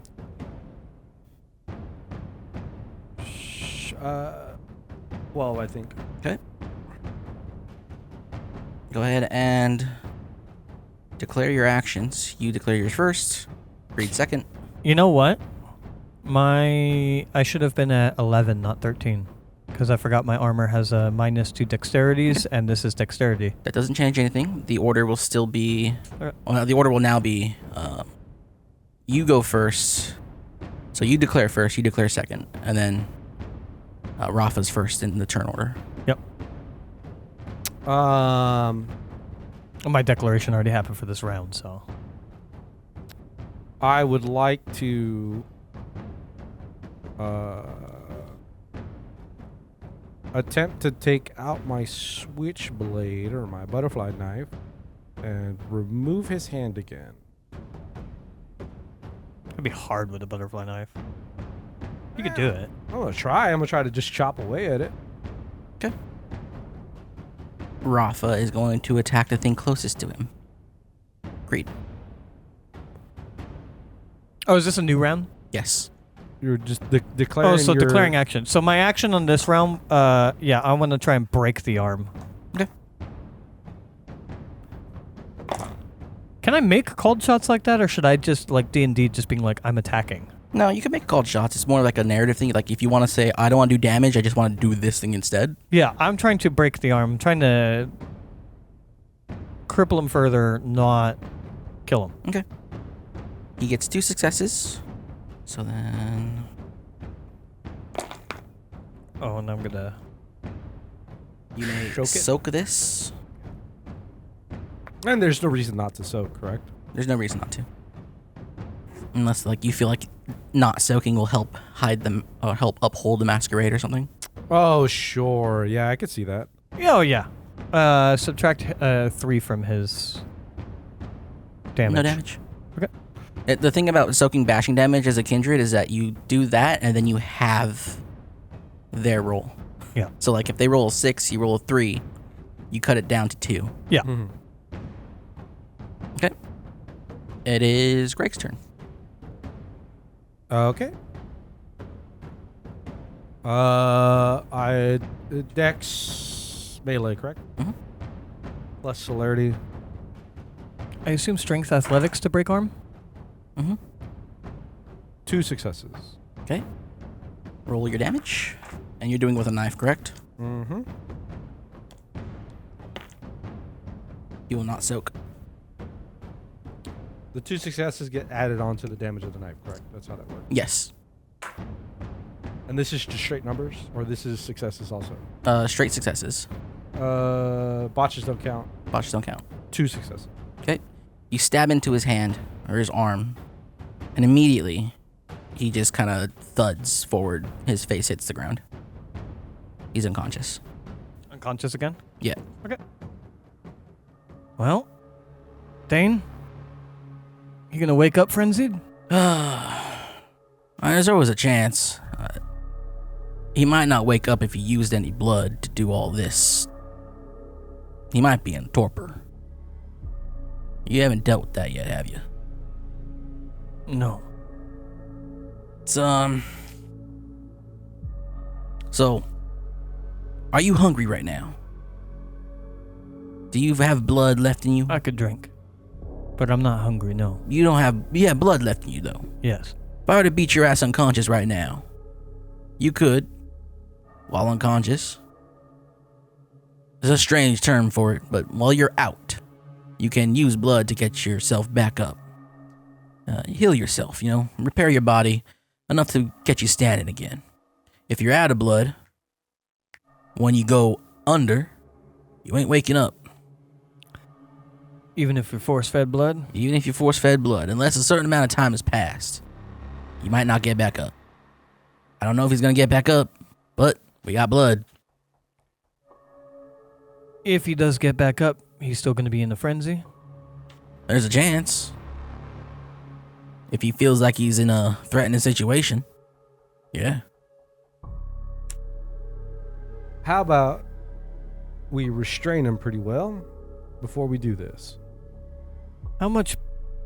We have 1 bag of blood left. Could you send someone for more blood? Sure thing. Bruce, he calls to a guy. We'll get some more blood. I'm not sure how much we need, but just fill the chest. Fill the chest. Nice. Okay. Hearing him say that, I was going to offer him money, but hearing him say that, I'll leave it. Maybe find a vagrant. Actually, no, don't do that.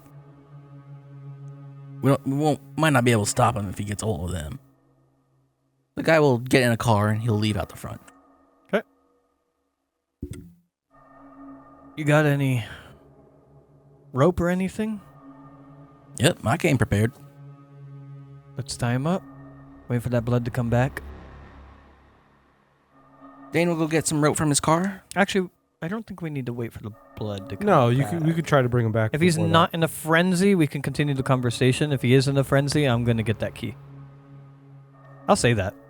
that. Yeah. If he's in a frenzy, I think we're done talking entirely, and we just make the decision on our own after putting him back out. If he's not in a frenzy, we continue where we already left off.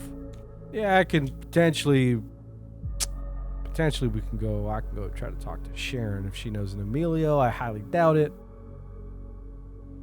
I could wait a day before we talk. I could set up another card game with the fellas. I'm fine with us failing in that direction if that is what we need to do. I would also. I know we could heal, but we might need to strip and search if he's frenzied and can't talk anymore. I look over at Dane because I know where you're going with that. My assumption would be that there would not be a scar if he hid a key inside his body. Well, when you...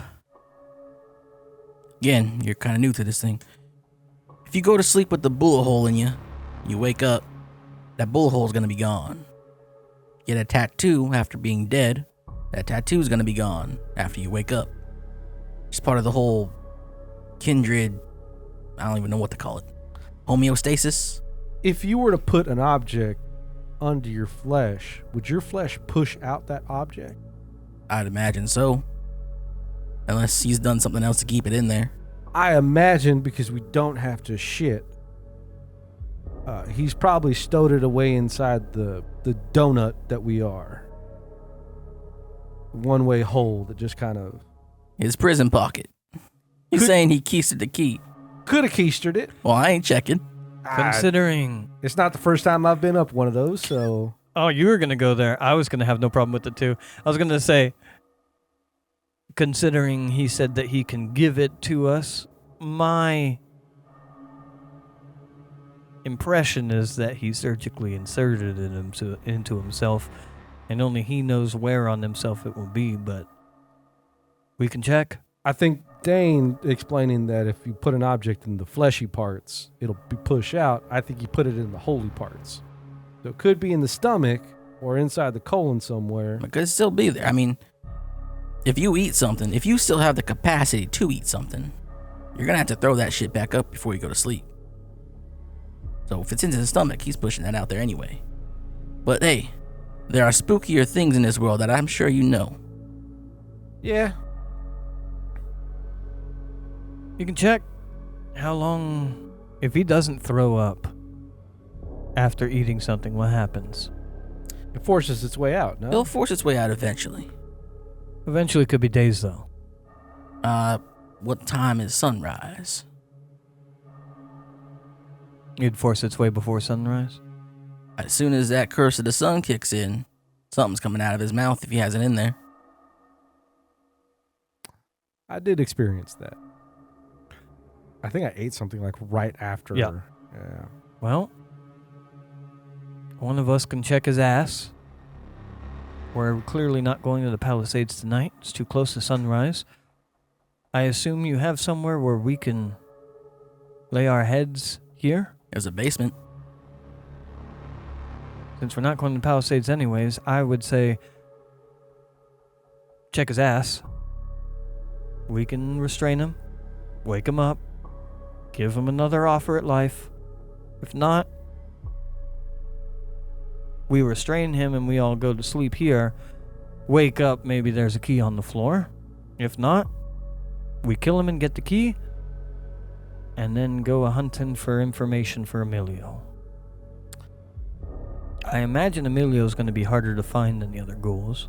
If we're okay with Rafa dying and you have full control over this warehouse, we could just tie him up where the sun shines.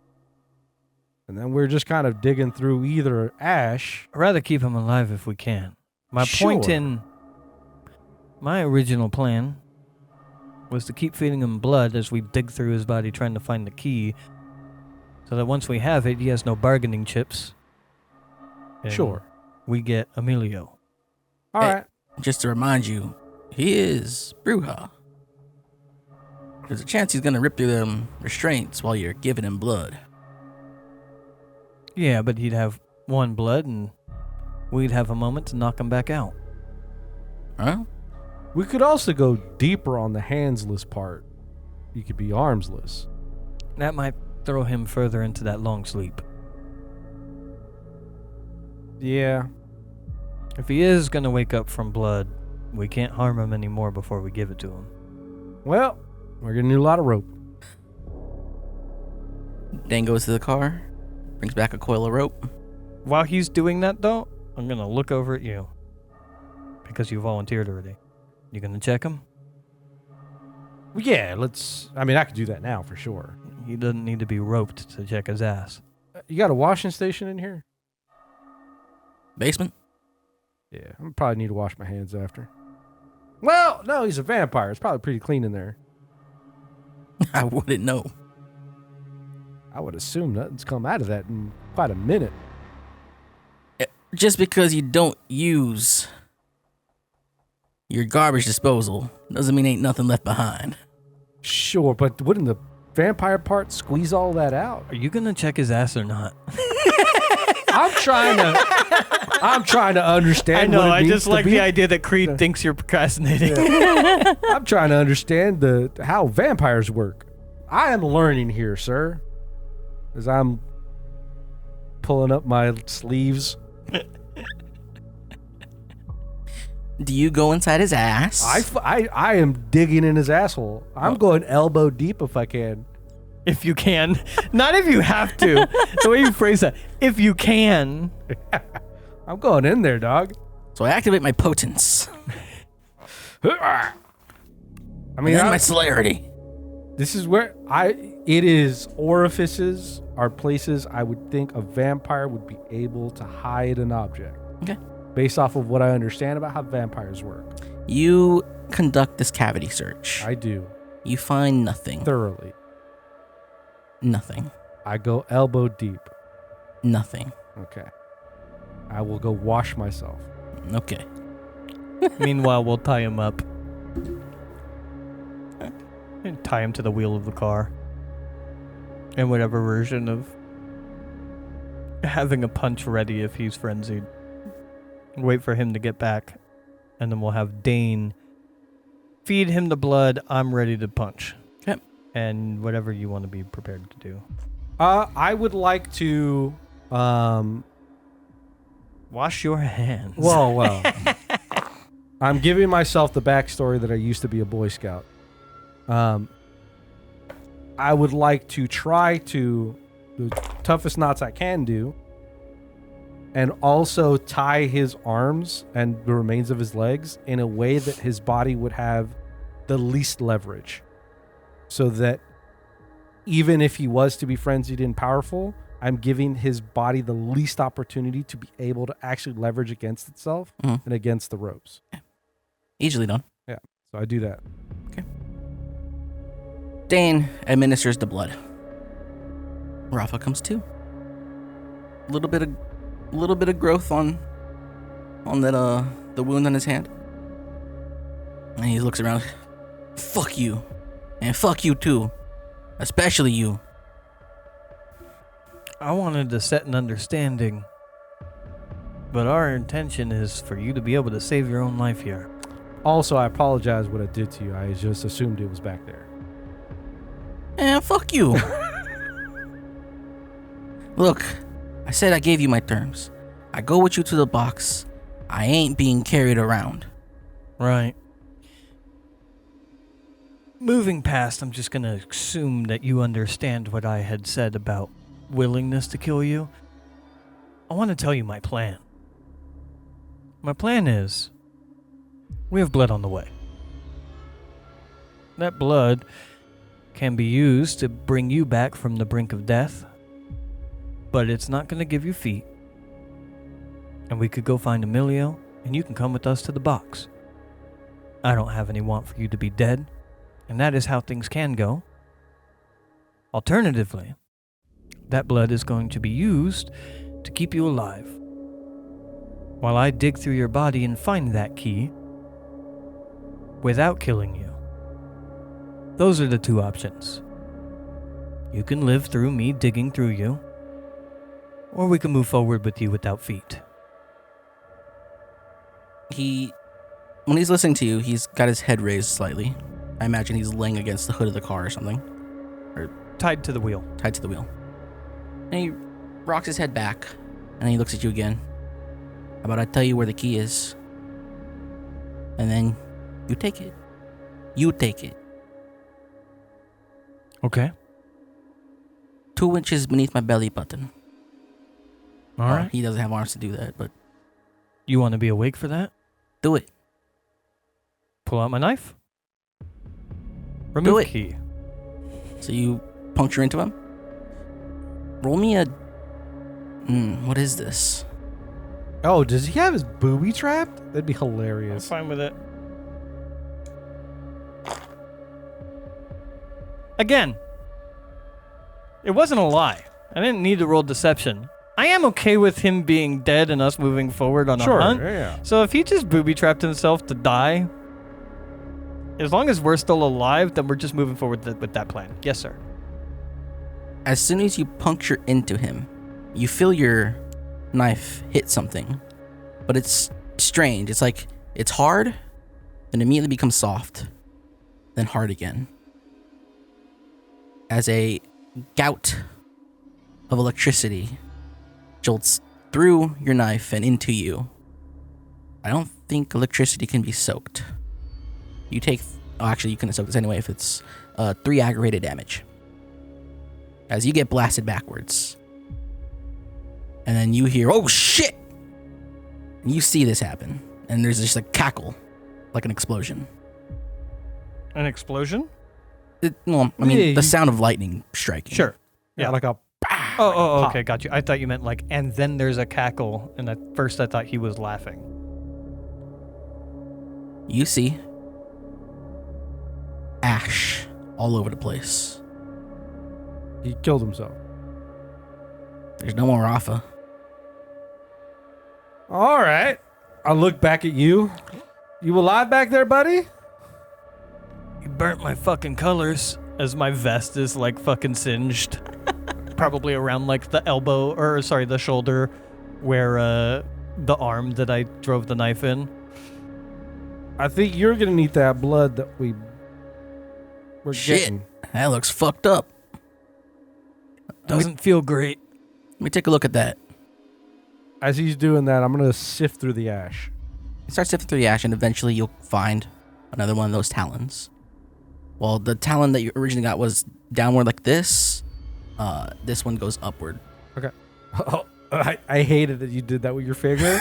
that was the craziest. That his finger can hook backwards? That much. That's just for the audience. Imagine, your hook hand finger. If somebody was the claw, like fucking liar. Yeah. With this fucking and imagine that same level, the same degree of crooked. Yeah. Apparently Greg could do that way. the opposite way. That sent me, dog. That was crazy. That could be a fun time. He should have checked Rafa. Also, this device that's left over. I just want to look at it real quick. There's no device. There's no device? Mm-mm. Oh, did it get blown apart, or is it something else? You just see ash. Crazy. Dane looks at you. Yeah, that's pretty fucked up. You're gonna have to rest a bit for that. You're gonna need a lot more blood than normal to heal that. Good thing that your guy's coming with the fucking cooler. You might need more than that, but yep. There's I'm not sitting up. I'm just like still kind of like laying down, but I'm sitting up, but I'm not standing up. I'm still like 10 feet back, just recovering from being blown to bits. Listen, soldier, this is the kind of damage that sun and fire can do to you. Keep that in mind. Yeah. You got real lucky. Stay away from electricity. 3 aggravated's crazy. I can only take 7 aggravated and I'm dead. I took 3 aggravated. Oh, I would assume I would assume you could take less than that. No, so you can always fill all the boxes, but aggravated is like insta-death, right? If you fill all those boxes with aggravated, then you're insta dead. Yeah, so that basically you fill all of the boxes with whatever the normal one is, then you go unconscious. If all of the boxes are full, you're unconscious no matter what. So and then if all of the boxes are full and you take more damage, that becomes the next stage, which would be lethal, and then you fill it all with lethal, and then if you continue to take damage, you fill it all with aggravated, and when aggravated becomes full, you're dead, which is why if you go unconscious, you're not dead, but if they continue beating you, it'll take a lot of beatings, but... You essentially have 21 HP. Yes. Okay. You have 21 HP, but some of that HP can be taken by greater types of damage. So me taking 1 aggravated is akin to me taking 7 points of like lethal. Mm-hmm. I took 3 aggravated. Okay. I think post gamer at some point I Talk about I'm it. gonna need I need a conversation about how health works Sure. in this game. Yeah, I'll explain it. I don't understand it, but don't just worry move about on. Don't worry about it. Yeah. Yeah, He okay. could have not dead, but it was a lot. Are there werewolves around? You're okay. You're fine. I could have been. When we do like our fangs, if we were to attack with, might do aggravated, Yes. but like claws would do aggravated. Like the supernatural shit does aggravated. Yeah, if a gangrel uses protean to transform their hands into claws, that's aggravated damage. Yeah. If you bite into somebody, that's aggravated damage. What were we doing? Waiting for blood. Mhm. I shifted, got the thing. I said out loud, okay, avoid electricity. But we're waiting for you to get some blood back. Yeah. Yeah. Well, we got the key. We have a name. I need blood. And then I guess we're back to the streets. Yeah. Well, how do you plan on finding Emilio? It wasn't a lie. We know some of his locations. We know his ghouls. And Hopefully with less electricity.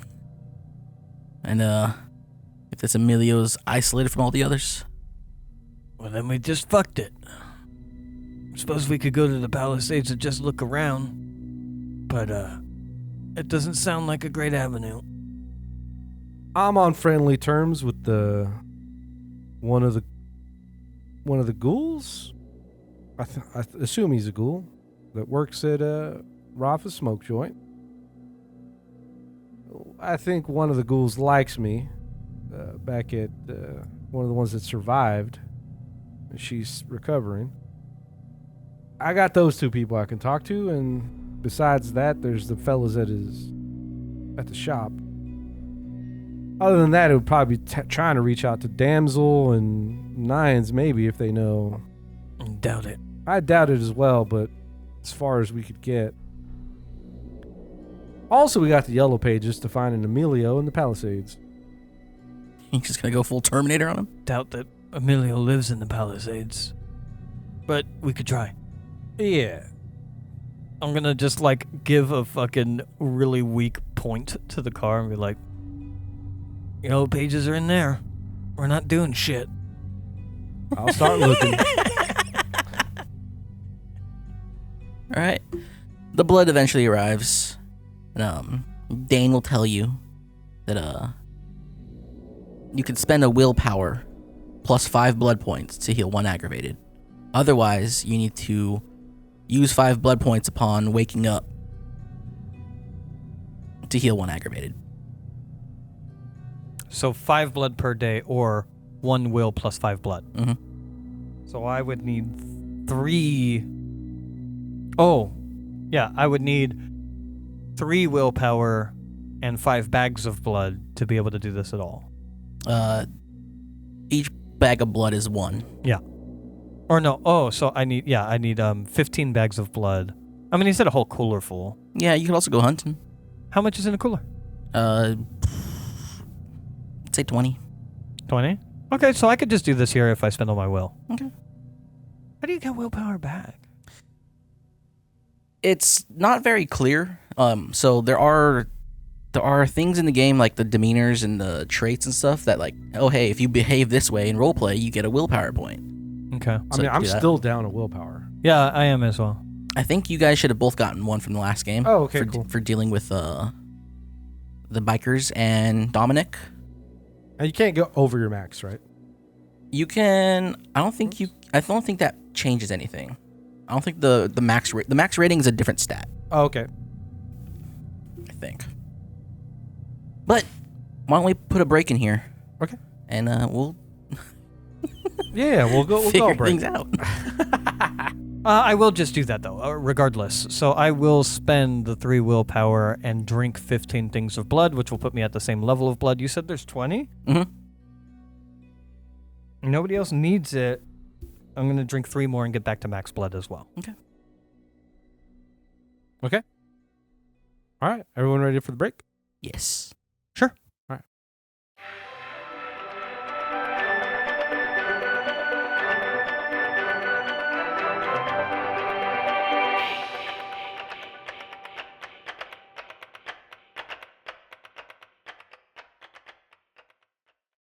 Welcome back from our break as we continue our storyteller.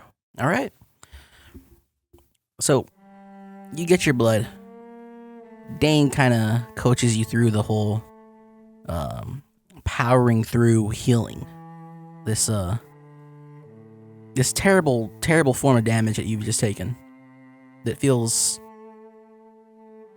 probably feels almost as painful as the time you died. I imagine it's the closest thing I've felt to this level of pain, as if, like, in my past life, anytime getting lethal damage, shot or stabbed or something like that, this is the first time post-rebirth or undeath where I feel that level of pain, I imagine. Very much, and probably even more. It feels like this kind of blow was essentially made to destroy your kind. Yeah. But you power through it. You muster up all the will that you have. You you shoot back bags of blood like I do cans of Red Bull. Literally 18 bags. Yes. Quick things. Before I was searching for, or gonna search through the yellow pages in the Palisades area code, I was gonna ask Dane as we were waiting for the blood about the fact that there was no inherent device in the ash. That is just some sort of like magic thing that caused this. Oh, it's possible.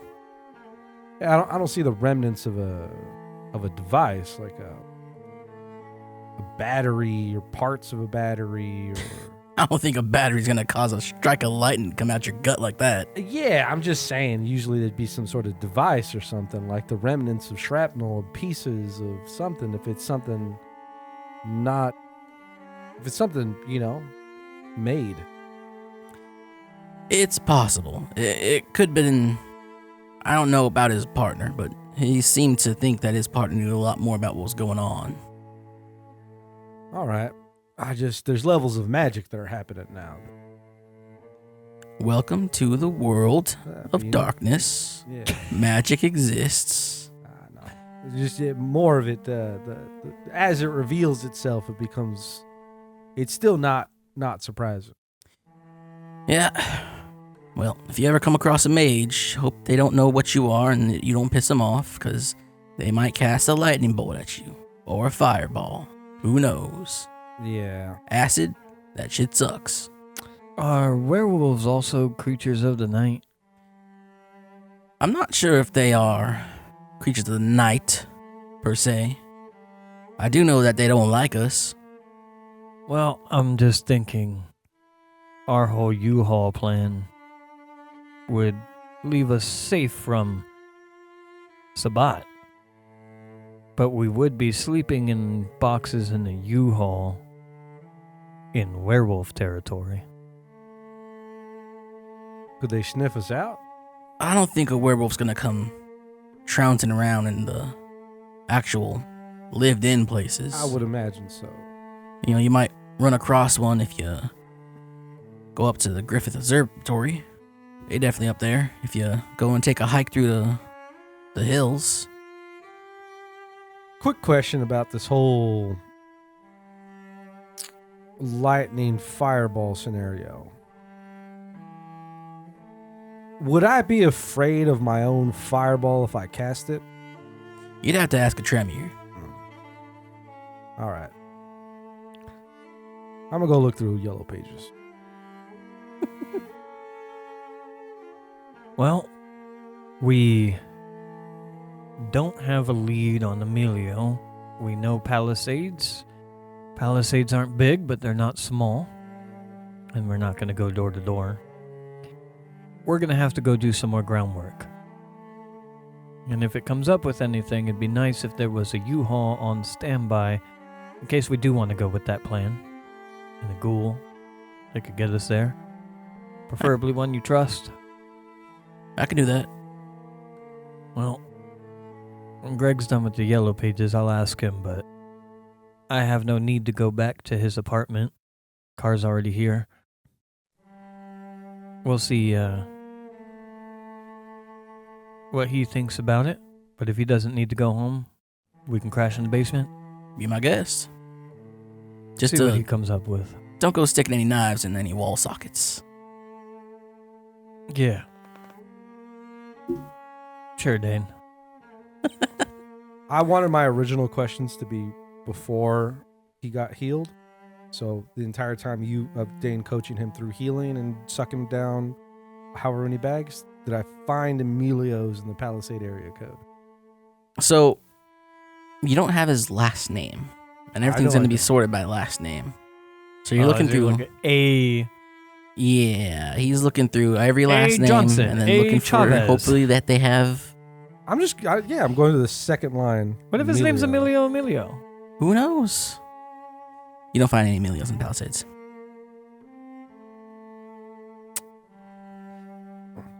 You still have that phone? I do. We could take it to one of them little tech shops. Have the screen repaired. Yeah, a little mom and pop's one, so they don't ask too many questions. Yeah. I have to find one just as the sun goes down. Hopefully they're still open. Yep. Well, that'll be first thing in wake. Or we got a ghoul. A ghoul who knows phones? No, a ghoul. Go to take it to a shop, can fix the phone. Can do that too. No questions asked. In the morning, we have a hope, or when we get back up. In the wake is. Yeah, in the wake. Hopefully the phone's fixed. Hand over the phone. He'll take it. I'll give him some money from Emilio's wallet. From Rafa's wallet. Rafa's wallet. All right. You two hunker down here. I'll be back tomorrow. All right, we'll do. Okay. 1 hour sleepover, RP? So anyways, I was telling... We'll hunker down. I imagine No, it's magical healing. I'm probably fine. But yeah, go hunker down. Sun's probably coming up soon anyways. We've had a very, very busy night. Mm-hmm. Busiest night so far. I will, without Creed knowing, give a full report, as I have every single day, as I've texted you before, a full report to the Camarilla. Mm-hmm. Of course. Camarilla knows everything. Just joking. Their number one modus is now like, keep an eye on that Creed guy. I've been ratting you out. Yeah. I've made sure that you're the person that's doing the problems. Yeah. Yeah. Creed Stake him and bring him home. This and said keep it quiet. I told you, he was a really big fan of Carrie. All right. We will crash out for the night, see what we find, or for the day, and see what we find when night comes. Okay. You guys go and rest. You enter your nightly torpor, sleep through the night. You wake up. The room is as you left it when you slept. We had a cooler with a couple more bloods in it. Give a blood over to good old Greg, because we would have spent the blood. Okay. One more bag left. Might as well take it with us. If we can, do you have somewhere you can keep the cooler? Just put the cooler in the car. Okay. Well, let's go upstairs and wait for Dane. Or whatever ghoul, yeah. There's a ghoul up there. We go out, we judge the timing wrong, it's daylight, we burn to death, and it's over. Is that a 5-minute alarm going off? Yeah. We go upstairs. You go upstairs. Place looks cleaned up. There's no more ash dusting this area. There's Rafa's car. It's gone. And you'll see a guy leaning against one of those stone pillars. We didn't have Rafa's car. We left Rafa's car at his We had his warehouse. We took my car. Oh, I thought you took Rafa's car. No. Is that why you're asking about keys earlier? Yeah. No. We I thought you just tossed it. I messed with his car, but I never actually did anything with it, and then we took his car out. Okay. However, that messes with your timeline. Of That's things. fine. That's fine. Yeah. I thought you threw him into Rafa's car, and because the keys were there. And No. Because then his car would have been left behind. Yeah, I could have swore you took Rafa's car. Mm-mm. It's fine. Your car is still there. Though, was your car a convertible?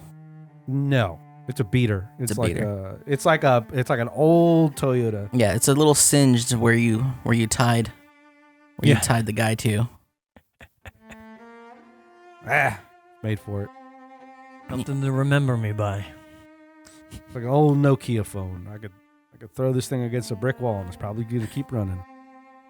You see a guy hanging out.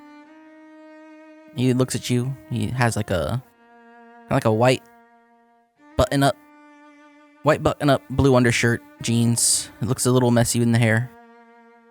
Are you the guys? Yeah. Yeah, the phone? Yeah, got it. Got a guy. Sweet. He hands it over. Turn it on. Go through the contacts. All good? Yeah, it should be good. So you guys work for Dane now, huh? Yeah. You're the new ones, right? Yeah. Well, he's a lot better than my last master. I wouldn't call him a master, but he gives me my blood. Ah. He gives me my blood. Does that mean he's kindred? No, he's cool.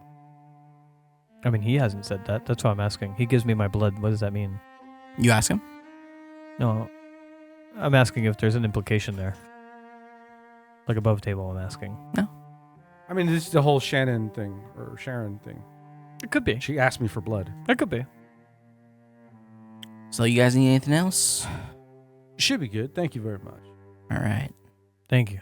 Well, Dane said he's tasking me with driving you guys if you guys are doing the whole daytime plan. All right. What's your name? Mercurio.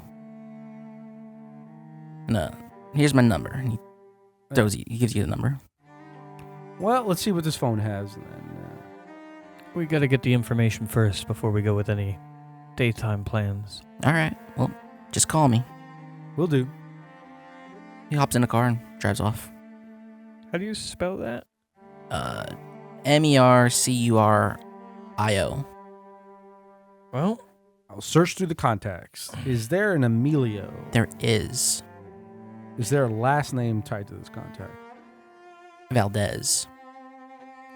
Cool. text, not call. Sure. Can I look really quickly through, not really quickly, but I'll take some time Through messages. to look at the phone number, compare it through. Oh no, I would have the phone number. Would I know the area code? Where this is? What's like the area between Santa Monica and Culver? Closer to the hill. I don't know. No idea. It's that area. Okay. Oh, closer to the hill. It doesn't matter. I don't know. It doesn't matter. You know where it is. All right. Well, at least we know he's in that area, so we can head in that direction. Yeah. What do you want the text to be? Read messages first. See how they correspond, if there are any. All right. I'll read through. But actually, my thought was rather than that area, if there's nothing to go off of what would be an appropriate text, just say smoke shop or the name of that garage. You mean to meet there? Yeah. That might be a little less suspicious. Your boss telling you to meet somewhere. Yeah, if there's any, let's see if he has a history of meeting him somewhere or Sure. having him go somewhere. See what correspondence are, and then we'll talk about it. I'll read through. Is there like a place that he's told them to go to or meet at or pick up something? Demeanor of messages. And Immediately, it looks like a lot of it is just checking in. It's more Emilio sending messages than Rafa sending any. Sure. At one point, it's like a couple of strange guys walking around. Oh, wait, never mind. Just drug dealers. And it goes on and goes on. It's a lot of those check-ins like, hey, FA, still alive. See you later. Yeah. A lot of that. Eventually, he says, yeah, I found a place that's perfect. Real cheap. Stay here as long as I need. He says He gives you cross streets, not an address. What city? It is like the north end of Santa Monica. Okay. We can go there. See if we can. Are there any messages that Rafa sent to him so we can get a gauge on demeanor? Everything seems to kind of short and sweet, right? Mm-hmm. Like some messages from Rafa say, "Hey, you still there?" Or anyone show up, stuff like that. No real dictations. I think maybe if they gave pertinent information, it'd probably be on a call. Could I? This would probably take a lot, but to like look at call history to this number. There are 3 calls spread out over the course of like 2 months. What's the length of the calls? A few minutes.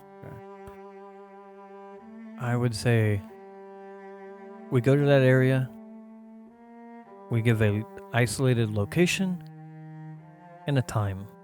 Short and sweet.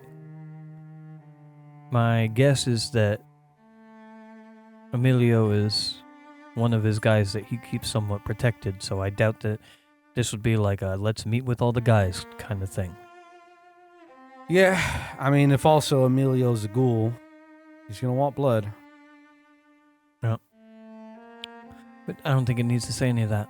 Of course. I'm just saying. Isolated place, time. All right, let's go check it out first. Do a little sweep, look around, see what we see.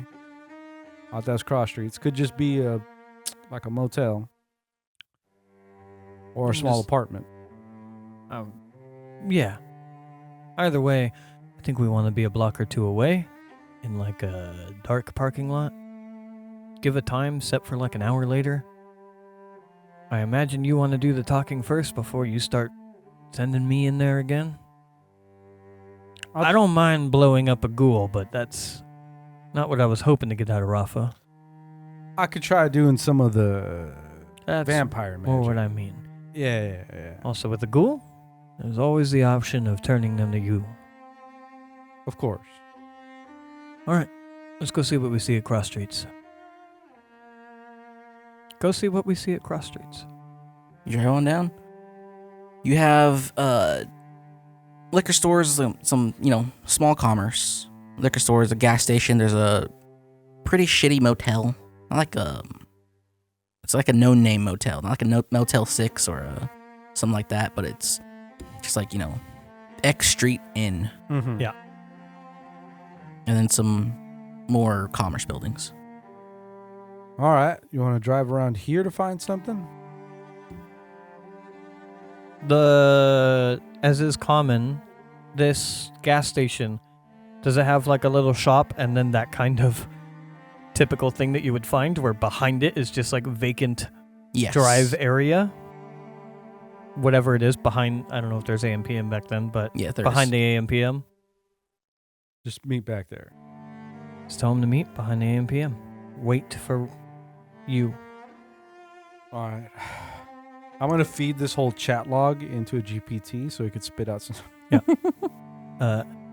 Headlights off. Yeah, say headlights off. All right. I'll give us some kind of sign at least of who it may be. All right. I will use my manipulation and wits to write a message. It seems to follow the pattern that Rafa would mention. Behind the AMP in the alley. Okay. You want to roll that? Lights off. Yeah, sure. Or you want to just say AM PM behind the alley, lights off? Yeah, there you go. That's kind of I think that works. what I was thinking. I don't know if there's anything more significant that would, cover my bases. You can still roll it if you want. Don't botch it. You're playing this so the opposite of the way that I would that I play any TTRPGs where I'm like, oh, as much as I can do without rolling. It's why I RP so hard, is so I don't have to roll dice. I just, I have a tendency to fail things if I just leave it to RP. That's fine. Did you botch? I did not. That's fine. Like 2 successes. 2 successes, yeah. Okay. I get it. It's fine. I'll use my sheet as much as possible. You get a text back. It says, "Órale, is it time?" See. Do they communicate in Spanish? There's not a lot of Spanish. Yeah. Well, he Like phrases every. Emilio throws in phases. Like he says "jefe" a lot. Yeah. I'll say yes. He responds back, "All right, fool. See you there." Sweet, sweet, sweet. Probably park our car somewhere lit, and then be on foot. Yeah. Faster on foot. You can go in first and talk to him if you want to. Realistically, we are just taking this person. Yeah. But you could go in first and charm. However that pans out. And then I'll just be ready in the bushes and fucking chase down a car and do what Creed does. If need be. I'll be the backup plan. Yeah. So you're waiting somewhere nearby for this person to show up. Yeah. A car to pull to the back of the gas station and lights off. And that's our cue to send him in. You wait. And you're already there when you sent the message, correct? Mm-hmm. About 10, 15 minutes pass. You don't see a car. But you see a guy walking on foot up to the gas station. He goes into the AM PM, comes back out, and he walks around the back. I think the way it was written made it sound like we are going to show up with headlights off. Correct? Is that what you wrote? I mean, it was all short and simple. So, anyways, he's at the back. I start walking from the shadows, in the shadows, towards this man. Okay. You see a guy. Average height, balding, has that that hair, the hair crown, the chrome dome hair crown. Seems to be in his mid-40s, wearing a Hawaiian t-shirt, jeans. He has next to him an ice chest, and he has a bag from the AMPM with stuff in it, and he's looking at a newspaper. I start walking up to him. He notices you. "Hey, man." Hey, He looks back at his paper. Emilio? Huh? And I will awe this man as he looks up at me again. There's a roll with that, no? I think the roll is for Dread Presence. We keep mixing it up. I'm not sure which one the roll is for at this I don't point. know either. I'm pretty sure rolls for Dread Presence, and then Charm just all costs of blood. That's Okay. what I think as well. But I'm not positive. I thought I remember. There is a roll to for success. Yes. Yes, because I thought I remember A number on of people. the man upstairs, and I needed to roll something. Yes. I got it right here. Charisma plus performance difficulty 7. Charisma plus performance. And I don't add my presence to that, correct? No. No. I do not awe him. Okay. It's difficulty 7, correct? Mhm. Well, it doesn't matter. I botch on success, or botch on 6. No, wait. So that would be a botch Yes. because But- it was 1 and 6. I'm not entirely sure what that implies in this case. I don't know. I don't know how botches work with trying to use an ability. He looks at you. "Hey. What's up, man? Rafa sent me. Rafa? Yeah. Well, where is he? He told me to handle the things. Is he still laying low? Laying pretty low. Things are still a little shaky, a little You still spooked? still spooked. All right, well. Where's your car?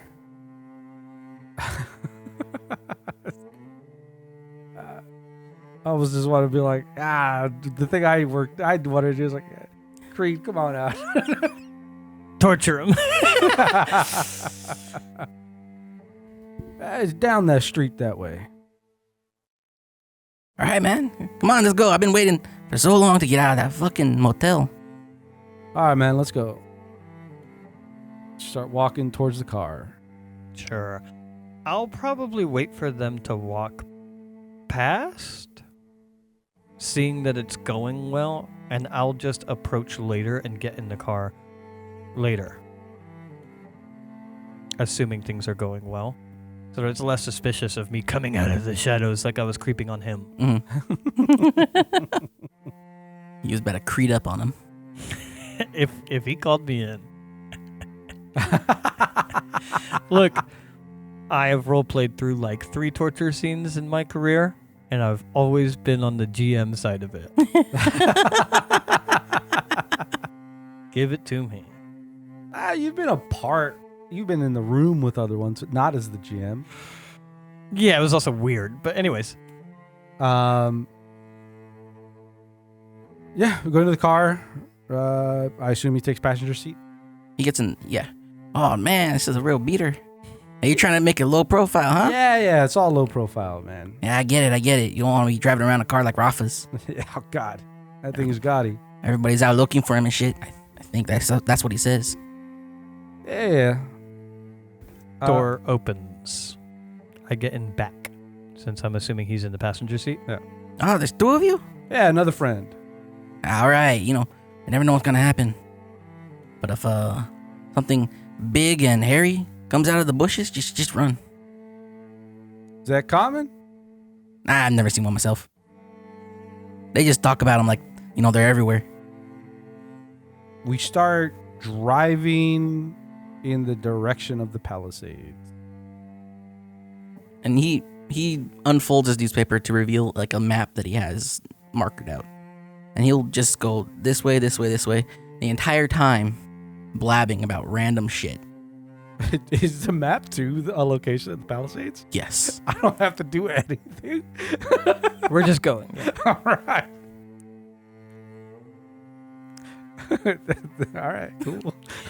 I always think about these moments where it's like, oh, the storyteller or the GM or whatever is just giving it. It's like, no, we really could have not done anything with that phone and just been lost. Yeah. I think about that a lot. Like, sorry, this is such a tangent, but I think that about one of my games that I'm currently running where like they keep like doing things well.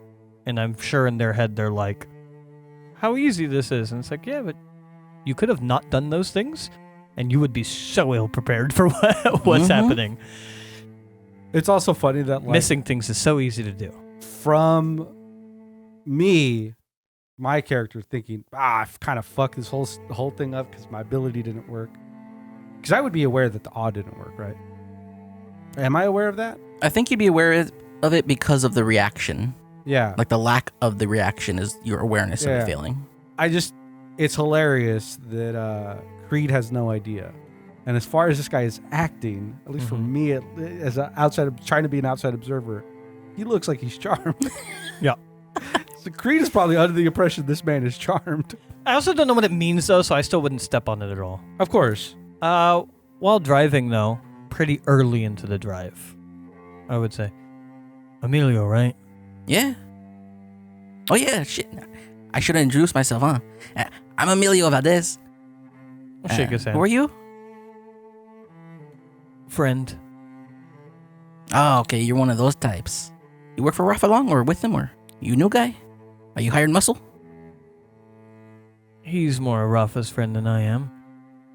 Ah, so you're his hired muscle. I think that's pretty true. I'll say,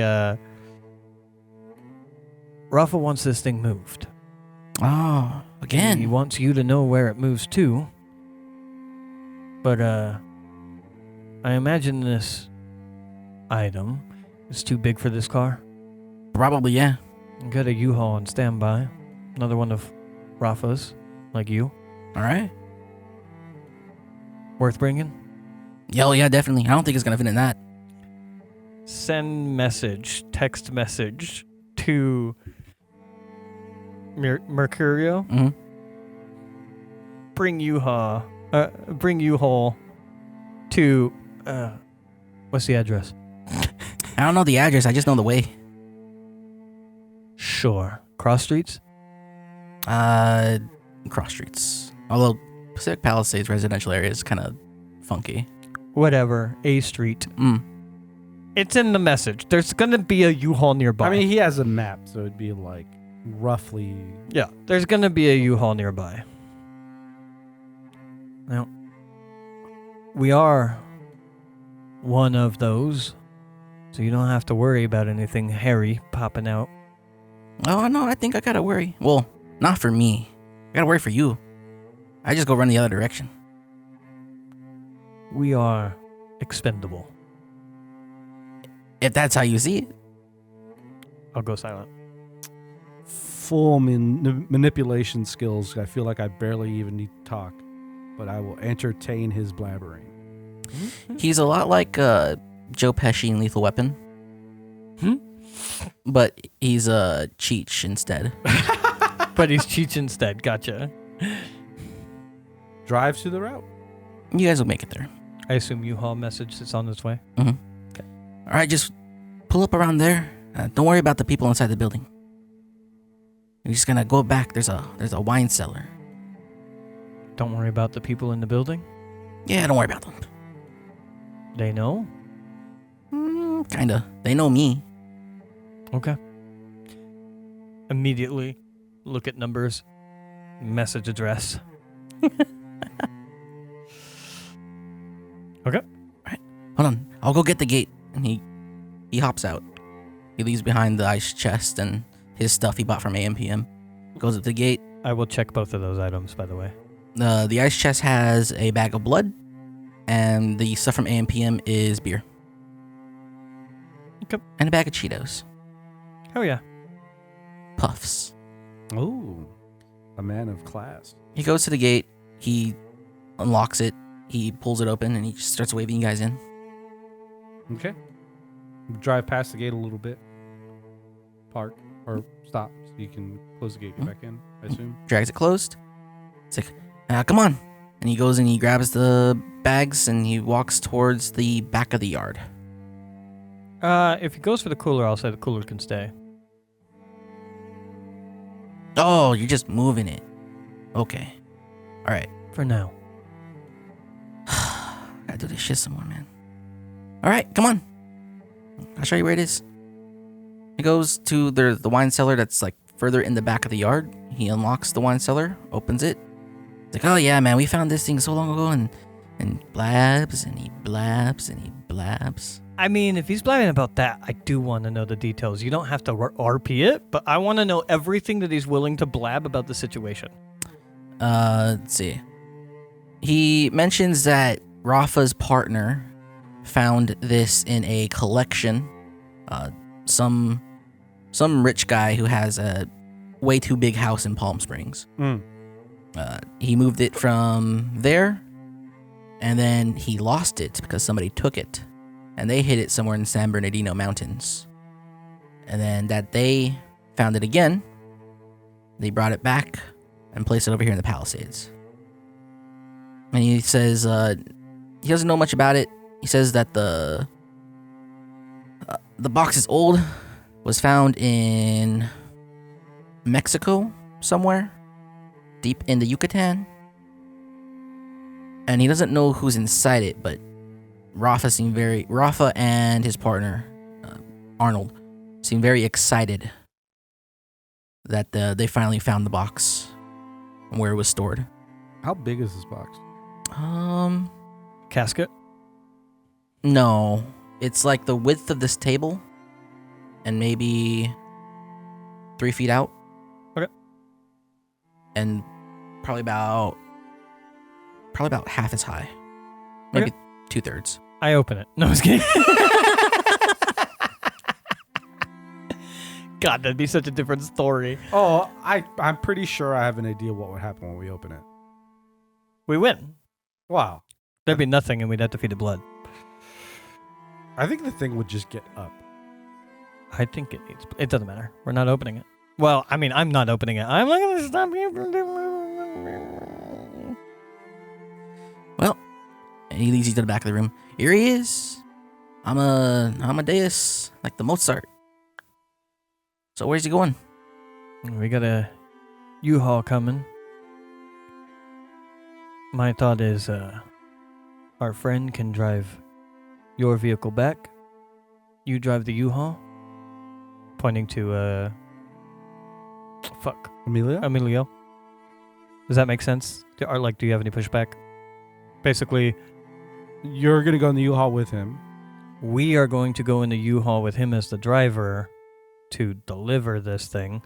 And then Oh, the with guy a driving trusted the U-Haul. ghoul of Dane taking your car Sure, back. yeah. No, that's fine. Because I think we should have both people for when our trench coat friend arrives. We should have both people, Yeah. both vampires present. That's fine. All right. Oh, you know what? Fuck Emilio.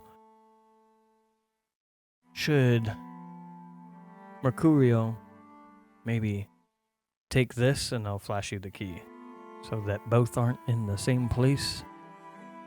A lot of trust for him, but You want Amelia or you want the driver? He's going to be in a different car.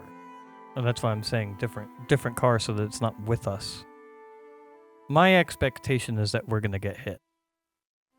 Oh, sorry. You want to give the piece to Mercurio. To Mercurio so that the key's not with us. You can if you want to. Though if he gets hit, Hey, I guess it doesn't matter. yeah. If we're in the same similar convoy, it's just going to take an extra step or two. I'll stay in the back. You can ride up with Mercurio. Give him directions. So we're not both in the U-Haul now I'm in the back of the U-Haul. You're in the front of the U-Haul. with Amelia. With Emilio. Yeah, Mercurio's in my car now. Just taking your car home. Your car's fucking off from the situation. Sure, yeah. Okay. Can you pull this thing out of here? I imagine we can. Yeah, I don't got a lot of strength on me. I'll give it a try. Yeah. Okay. I think it'd be fine. All right. Should wait for the U-Haul to show up, though. Yeah. As soon as it shows up, Amelia, if you can open that gate up again, I'll pull my car out, move the U-Haul in here. Okay. All right. Plan set. All right. So you guys waiting here, waiting for the U-Haul. Mm-hmm. 20 or so minutes go by, and you'll hear a car pull up outside. Emilio will hear that. Like, that's your guy, right? Is it a U-Haul that pulled up? If it's a U-Haul. He looks out. Yeah. All right. Yep. I will walk out with Emilio to the gate, and I will make sure that it is Mercurio that is behind the wheel of the U-Haul. It is Mercurio. I'm going to slip brass knuckles on. That's all. Move the car out. So we move my car out, bring back up the U-Haul, put the thing into the U-Haul, give Mercurio the directions to move my car back to the basement or back to the warehouse, and then we go into the U-Haul. Open door for U-Haul before moving box. It rolls up. You see someone standing there. Yeah. It's like, there's also a motorcycle next to him. Hey, I just wanted to come by and see you guys weren't screwing me over. There's a motorcycle in the U-Haul and it's Jack. Yes. Oh, don't worry. You weren't betrayed or anything. It's just, I got a way of smelling things happening. So, are you screwing me over? Nope. Plan is the plan. Do I is don't as care. we said it. I have a question. Is Emilio near us? He might be... Yeah, he's probably right there. Hmm. Like, oh shit, what the fuck is that? Just another friend, Emilio. Don't worry about it. Go check on the box. Hey, Emilio, go check on the box. Well, kids, When Emilio leaves... Sorry, go ahead. Do whatever you're going to say. I I'm wanna sure talk- you're wondering why I'm really here. I'm not here to screw you over for screwing me over. How did we screw you over? I don't know, I haven't figured that out yet. But when I do, heads are gonna roll. Or not. Aren't you supposed to really be on care. a fucking boat? Yeah, but you see, the thing is I wanted to make sure there was enough salt in the stew after I stirred the pot one last time. So, that's why I'm here. So you're not going to open the box? We're going to do what we told you we were going to do. So you're going to open the box? What we told you we were going to do is give it to the Camarilla and advise them to open the box. Oh yeah, that's right. My old head. I'm too old for this shit. I wanted to come give you one more option. As I'm sure you've had some time to mull over what you're doing. Too much. Don't worry, you'll have a lot more of that. Too many options. A lot more of that. So, I would like for Amadeus to be on his own, of course. I wouldn't like him in the hands of the Sabbat, and I wouldn't like him in the hands of the Camarilla. I'd like for him to do his own thing, freely, as he does, as he always used to do, before McCrory got a stick up his ass. You have a box, and you can make that box disappear. And I know just the person who can do that. Name? Mari. Not one I've heard. Nope. Sure you haven't. And they would not be happy for me sending them to you.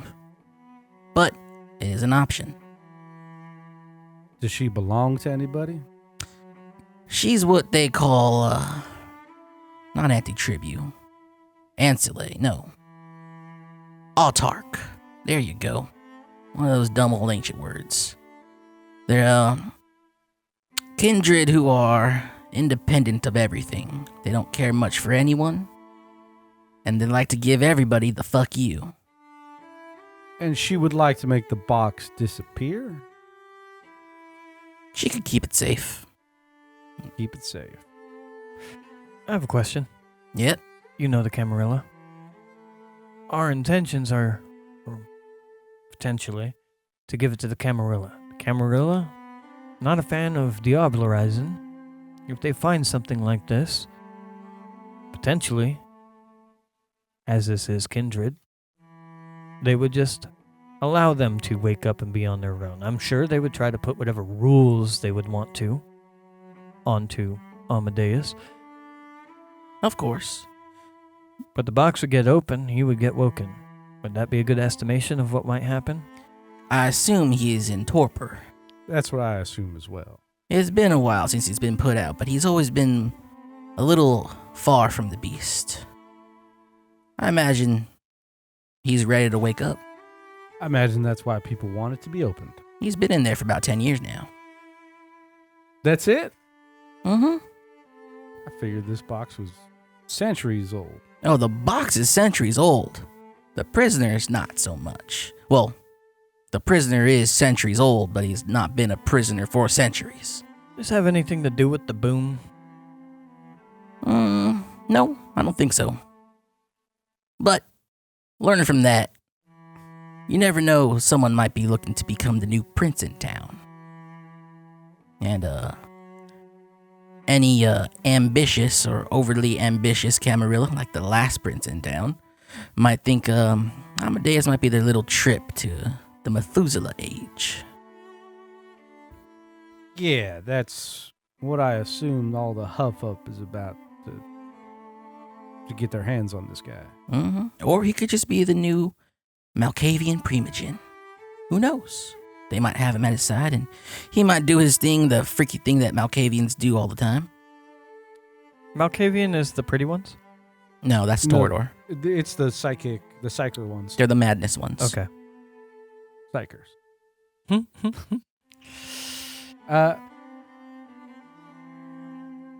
Quick tangent to your secondary request. If we were to take this box to Mari, would you accompany us on that adventure in case there's a man that comes out of the shadows that wants to have this box? You said you didn't want it in the hands of Sabbat. Sabbat might be following us. Oh, that's possible. Which would mean they would have everything they need to get and open the box. Mm-hmm. What do you know about this Sabbat? Hey, Dominic, something or other. They are the non-reflective type. A Sombra. Yeah. Yeah, they are some spooky motherfuckers. Well, if you were to show up, I might not even be able to help you. So, Good. third option. We are not taking this to the council.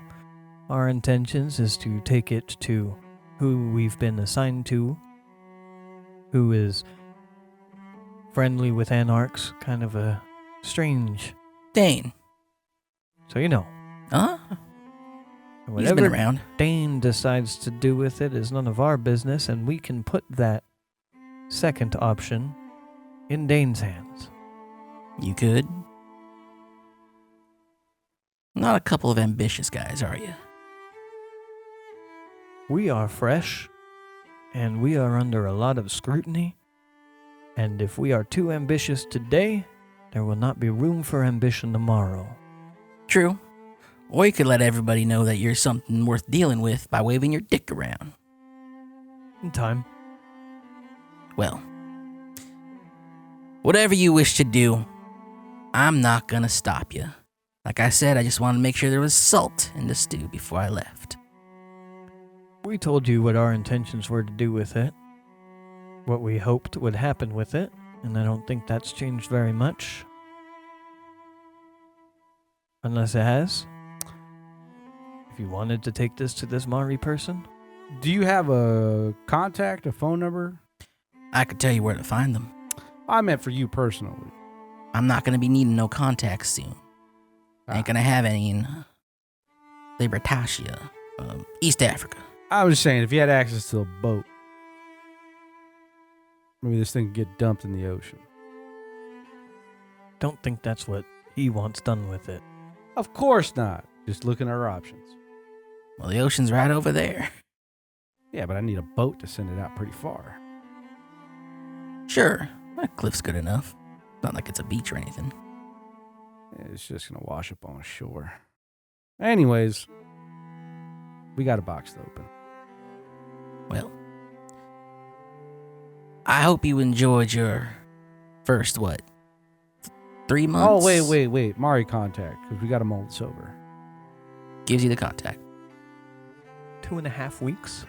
No, I think you guys spent like a month in training. 2 weeks in training. 2 weeks. And then it's been like maybe a week of doing this. We've been very so busy. it's been like almost a month. Yeah.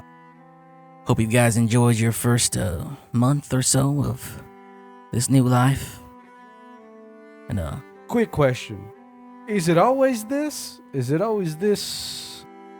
when you have somebody holding a leash around your neck, this might be always the case. That's why I'm an anarch. Do what I want, when I want, where I want, as long as I don't break no masquerade and bring attention to me. Just a last bit of advice. Nothing's a secret for long Of in course. this world. There are eyes everywhere, but they're not omniscient. You can still get away with what you want. But sooner or later, someone's gonna find out. So Diablo is Amadeus, is that what you're telling me? I won't stop You you. laugh. He starts to roll his motorcycle out of the U-Haul. Well, as I said, I think I've stirred this thing enough. It's up to you to finish it all. All right. Or don't. Who knows? Might work out. See you later, NPC. No, you won't. A rude thing to say to a storyteller. He kicks his motorcycle on and goes out. And you hear an, oh shit, What happened? come from the cab of the U-Haul. All right. Well, we might be getting a visit. Either way, we can do nothing about it. I say if we get a visit, we quite literally hand everything over and wipe our hands of it clean. If we don't get a visit, Where do you want to take this? Well, let's load it up on the U-Haul and... Well, we need to decide before we start getting ghouls involved. Where are you going to tell Emilio to deliver this? To Dane? Are you calling that phone number you just got?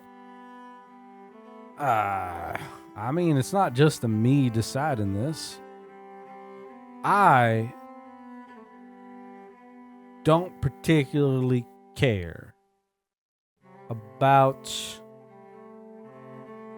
necessarily the end goals.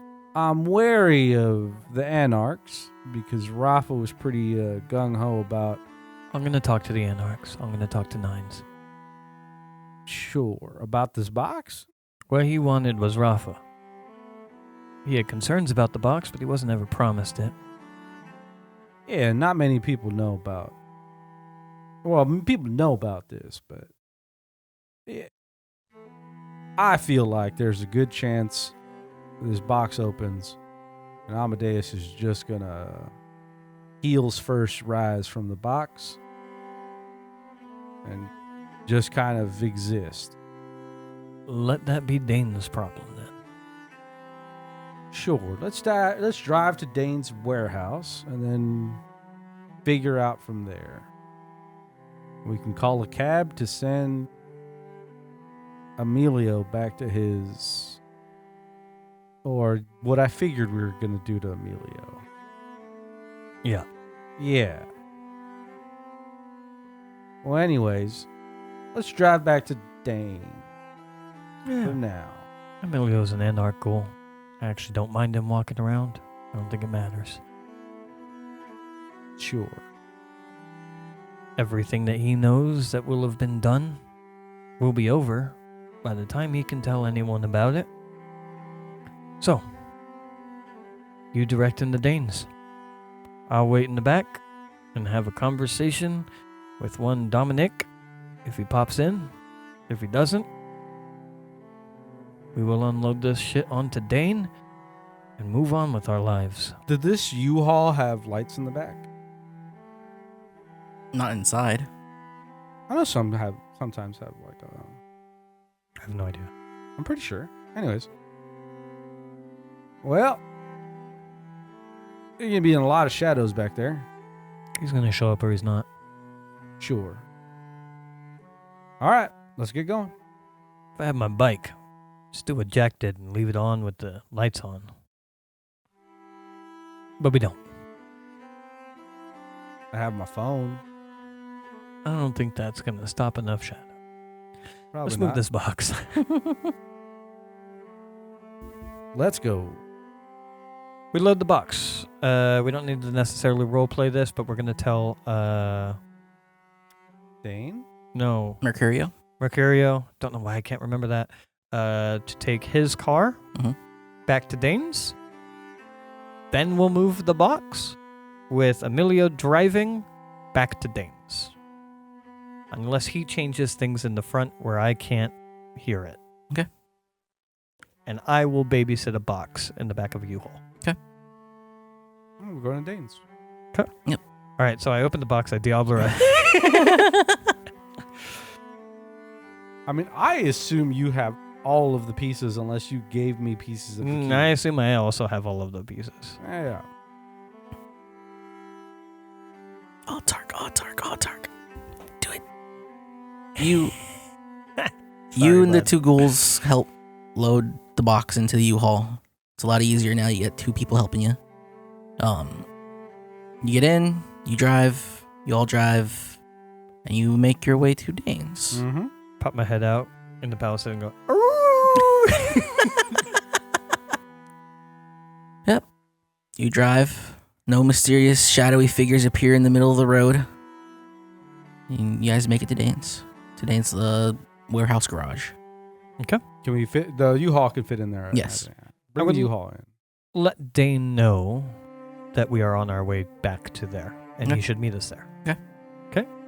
We get there. You're there? Mm-hmm. Wait for Dane. Turn all the lights on. Engage with Dane. Turn all the lights on. Tell Emilio to wait in the truck. Doors closed. Stay in the truck. The garage door is open. Dane drives in. It's his, green Camry. 2004. Drives in. Parks it. So, you guys get what you're going for? We have got the a box. We box got and the keys. yeah. All right. So, what are we doing? So there's a lot of options that are presented to us. You remember Jack? Yeah. Hell of a guy. He's presented more options. But we did what we said we were going to do. Which is, we've gotten you the box and the keys. I'll hand it over to him. You are a Camarilla man. We report to you, as per the Camarilla. To a degree, this has been resolved. Handing you this, as far as I'm concerned, it is now in the possession of the Camarilla. I know Nines wanted Rafa. The Sabbat and the Anarchs probably wanted this box. It is now in Camarilla possession. But another option, which we said to Jack that we would present to you. Greg? There's somebody he knows by the name of Mari. An uninvolved party, by the words of Jack, that could stow away this box to be forgotten again, I assume. Jack's preference is that this box gets opened by someone, preferably not the Camarilla, preferably not the Sabbat. I'm sure the Anarchs would want in on the action. What is in the box is only been in a long rest for 10 years and is one of the psych vampires. A Malkavian. Yeah. Well, I might explain why they want it so bad. Sabbat want it. Camarilla want it. Anarchs want it. Nines kinda wants it. Nines more wanted Rafa. Now the Camarilla has it. I think we are gonna go take a rest, and we will check in with you tomorrow before going to report to the Camarilla all that we have found, depending on what you decided to do. Unless you are already settled. To be honest, soldier, I'm not entirely sure myself.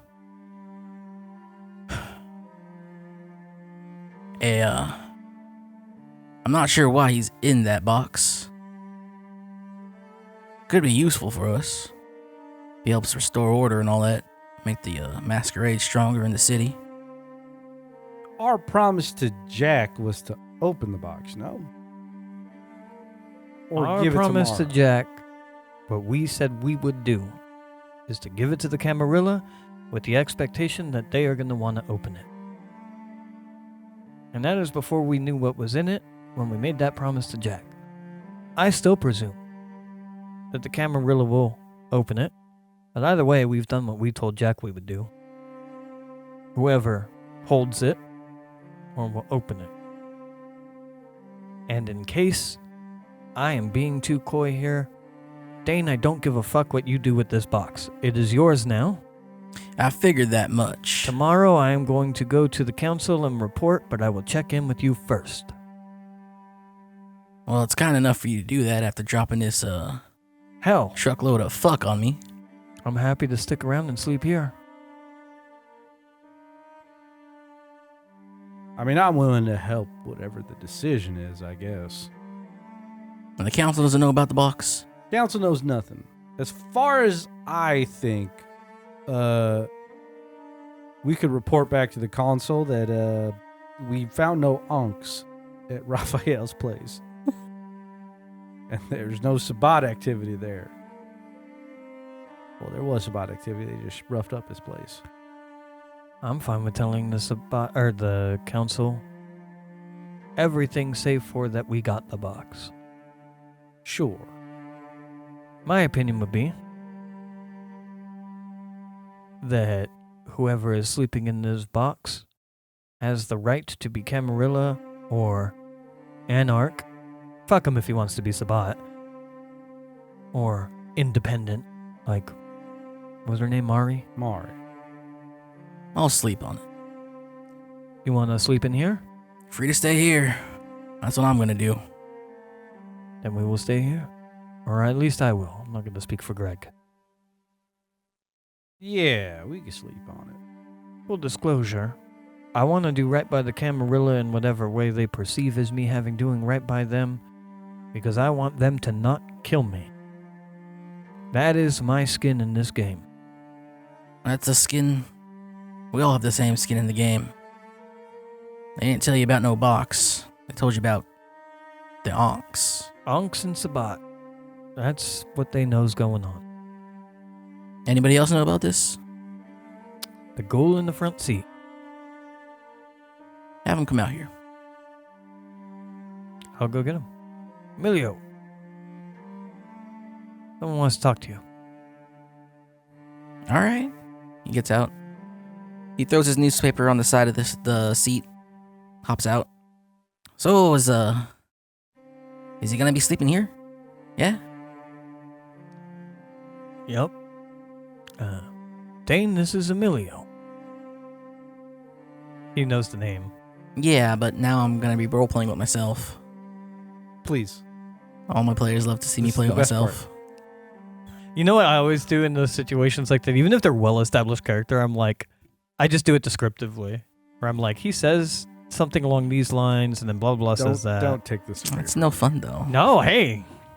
And at the same time, it's like my players are trying to make the DM do the decision that they're supposed to make. Oh, no. To be very clear, in this situation, I have already wiped my hands of it. Yeah. I am willing to help Dane. You could roll credits now. I am already done. I have made my call. Okay. That being said, I want to play it out. I also really want to go talk to Nines before we wrap up the mini campaign. But I'm not putting a decision onto you realistically. I am already done. I've completed the mini campaign as far as Creed is concerned. I'm pretty okay with just opening the box. If Dane opened the box and Diablerized this motherfucker in front of me, I'd be like, cool. Dane, we never found it. I'll tell the council that. Putting me in such a hard spot. What are Dane's ambitions? Also, I will give Dane a look when I introduce Emilio, and it's a very similar demeanor that I had with the Rafa thing when I was explaining to Rafa that I'm willing to kill him. So if Dane wants, he doesn't need to say anything, and I will just turn over and kill Emilio. I don't care. Wait here 1 second. He's gonna go to his car. He's gonna come back with an ice chest. Figured you guys might run into trouble. Did you? No, just Emilio. Emilio, you're not trouble? Shakes his head. You know what's the deal with this box? And Emilio will explain a bit. You know how to open it? A nod. I want to see what old Amadeus has to say. Yes. Did me saying that I don't give a fuck what he does with the box, and did me saying that that I think Amadeus should have a vote? Did that persuade him at all? He already had that rolling through his mind. He is like a Dane, my boy. I'm gonna become an anarch, and my first priority is to get Dane into the anarchs. For me, it was Jax. Jax like, I just want the box open. Yep. That, and then Rafa, the big one for me was Rafa is, no, I just want to open the box to the anarchs. And I was like, oh, I think whoever opens this box, he's going to be friendly towards whoever's inside. And I think that's why everyone wants to open it. And I'm just like, hey, man, I don't care what the fuck you do. Get out of here, buddy. Yeah, that's my thing is that, hey, there's just some dude. I don't give a fuck about him. And, let the man be. My whole drive to want to be an anarch is to let me be. Let this man be. Oh. Anyways, I'm hovering over the combat music. Yeah. But I think we're two sides of the same anarch coin. Because yeah. I've fully leaned into just, I want to be an anarch too. Yeah. I'm not stopping him at all from. I mean, honestly, I'm probably want to be more independent, but within our connections. That's what I truly think Creed wants. But go ahead. Come on, let's drag that shit out of here. Drag shit out. All right. Dane has the key. That was me wiping my hands. Emilio, you know how to open this? Yeah, man. It's what I was here to do. He has Open the blood box. for him as well. Open the box. Emilio puts the lower half of the triangle into the relief carving where it's supposed to be. He places the top talon in, and he places the bottom talon in. Get your gross ass storyteller fingers out of here. Mine bend a little, but yours are pretty crazy. Is he a vampire? Is he kindred? God. Have you seen all the seeds of doubt and deceit I spread this entire game? What a terrible vampire power to have. I'm a vampire. Oh, what could you do? My I fingers bend curl back. Fingers the other way pretty well. Hey, if I had protein, it might be scary. These backwards claws. Anyways, And he sticks the talons in, and then he turns them. And then you hear like a sort of like a vacuum seal kind of. And he pushes the thing over, I want a Coke now. and it's like, hey, there he is. And you'll see in there a guy in full clothing, sort of stuffed in here in the fetal position. So you got the blood? Dane points to the chest, and Emilio goes and gets it.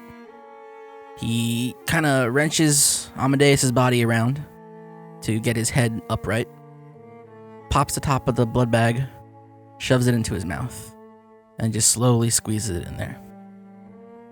And he steps back. He's like, well, if he can wake up, he could wake up. Immediately, after he says wake up, Amadeus does shoot up forward, grabs Emilio, and sinks his teeth into his neck. Emilio screams as soon as he feels the hands, but then goes into that in the kiss moment. And you watch as Amadeus drains Emilio dry as he falls to the ground dead. Amadeus gets up. Hey, Amadeus. He looks around, starts muttering in German.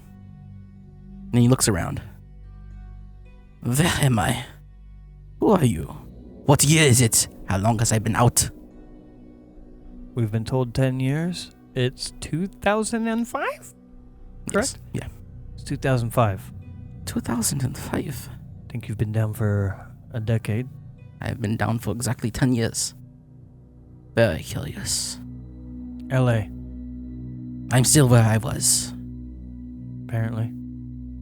Are you agents of the Jester? No.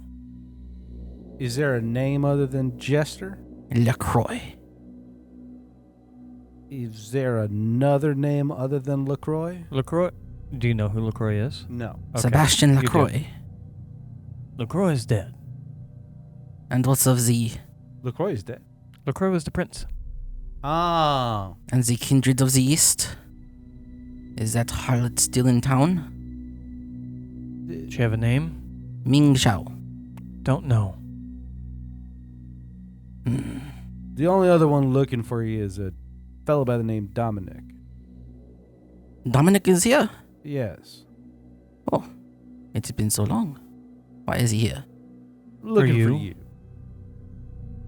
Oh, what a good friend. Well, and he stops for a second. Oh, poor Alistair. What a shame. What a shame. I want to make eyes over at Dane. When he refers to that Sabat, knowing him clearly as a good friend, what is Dane's reaction?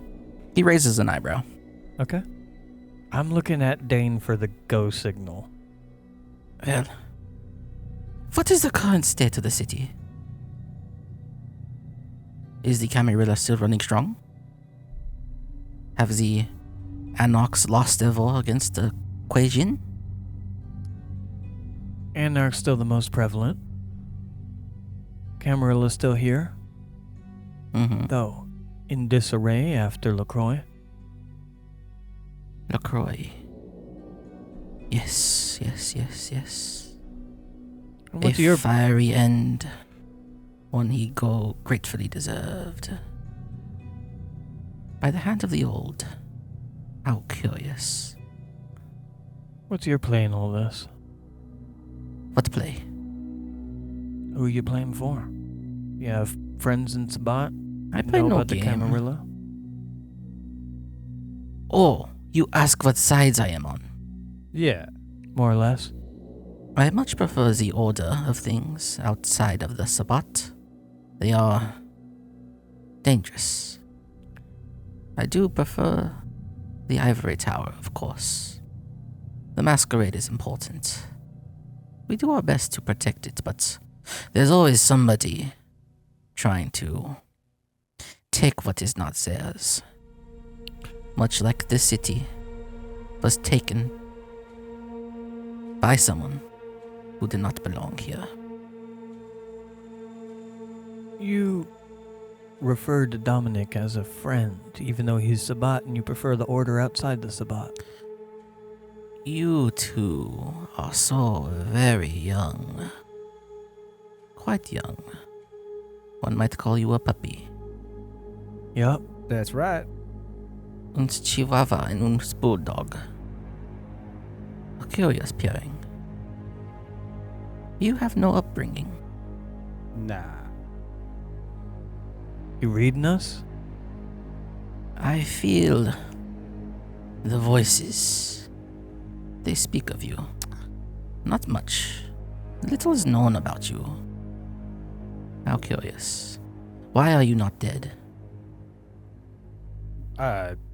We were given opportunities to prove our worth. Nobody's killed us yet. But they intended to, as is the rules of the Camarilla. They did. Yeah. We're in a proven phase. Curious. We woke you. You did? And I must thank you greatly for that. I apologize for the man who lies dead at my feet. You were hungry. I get it. He Yes. is a ghoul without a master now. I It don't is think quite it matters. shameful, however. To feel the beast creeping on me like that. We woke you to give you a choice. A choice of what? A lot of people vying for you, The use of you. the box. The Sabat want you. The Camarilla would, if they knew. Anarchs want you. We thought maybe you should have a say in the matter. You wake up, you go where you please. Yes, I do believe I will go where I please. Has much changed in 10 years? Is kind life still similar to what it was? It's phones now. Yeah, technology's a little bit better. Phones in the pocket instead of on the wall. Oh, wunderbar. It took me a while to understand the phone. Did It might take a while to understand the new one. you want to see a modern one? Would you kindly? I'll hand him my phone. You'll thumb around at it. There's games on it. You want to? I got Snake. Tetris. One of my favorite. Oh, this is no time to dilly-dally, but I will try and get one of my own. Very curious. Yeah, I imagine you have stores of gold and silver somewhere. I have no such thing. Not anymore, at least. I assume that the jester has picked my mana clean. Is that the harlot from the east? No, the prince. The LaCroix. Although I would like to visit that harlot and repay her for slaying poor Alistair. Is there a new primogen for the Malkavian? Look to Dane. Theresa of Orman. Oh, child of Janus. She will do quite nicely. Unless her sister gets in the way. Well, Do you have anything to ask of me or anything for me to do of you as a repayment for freeing me from this box? I guess I owe the both of you, or all three of you, a debt. That's enough for me. Showing me a kindness if the situation comes to it. You have to make a decision about. I will do what I can. Until then, I am off to Chinatown.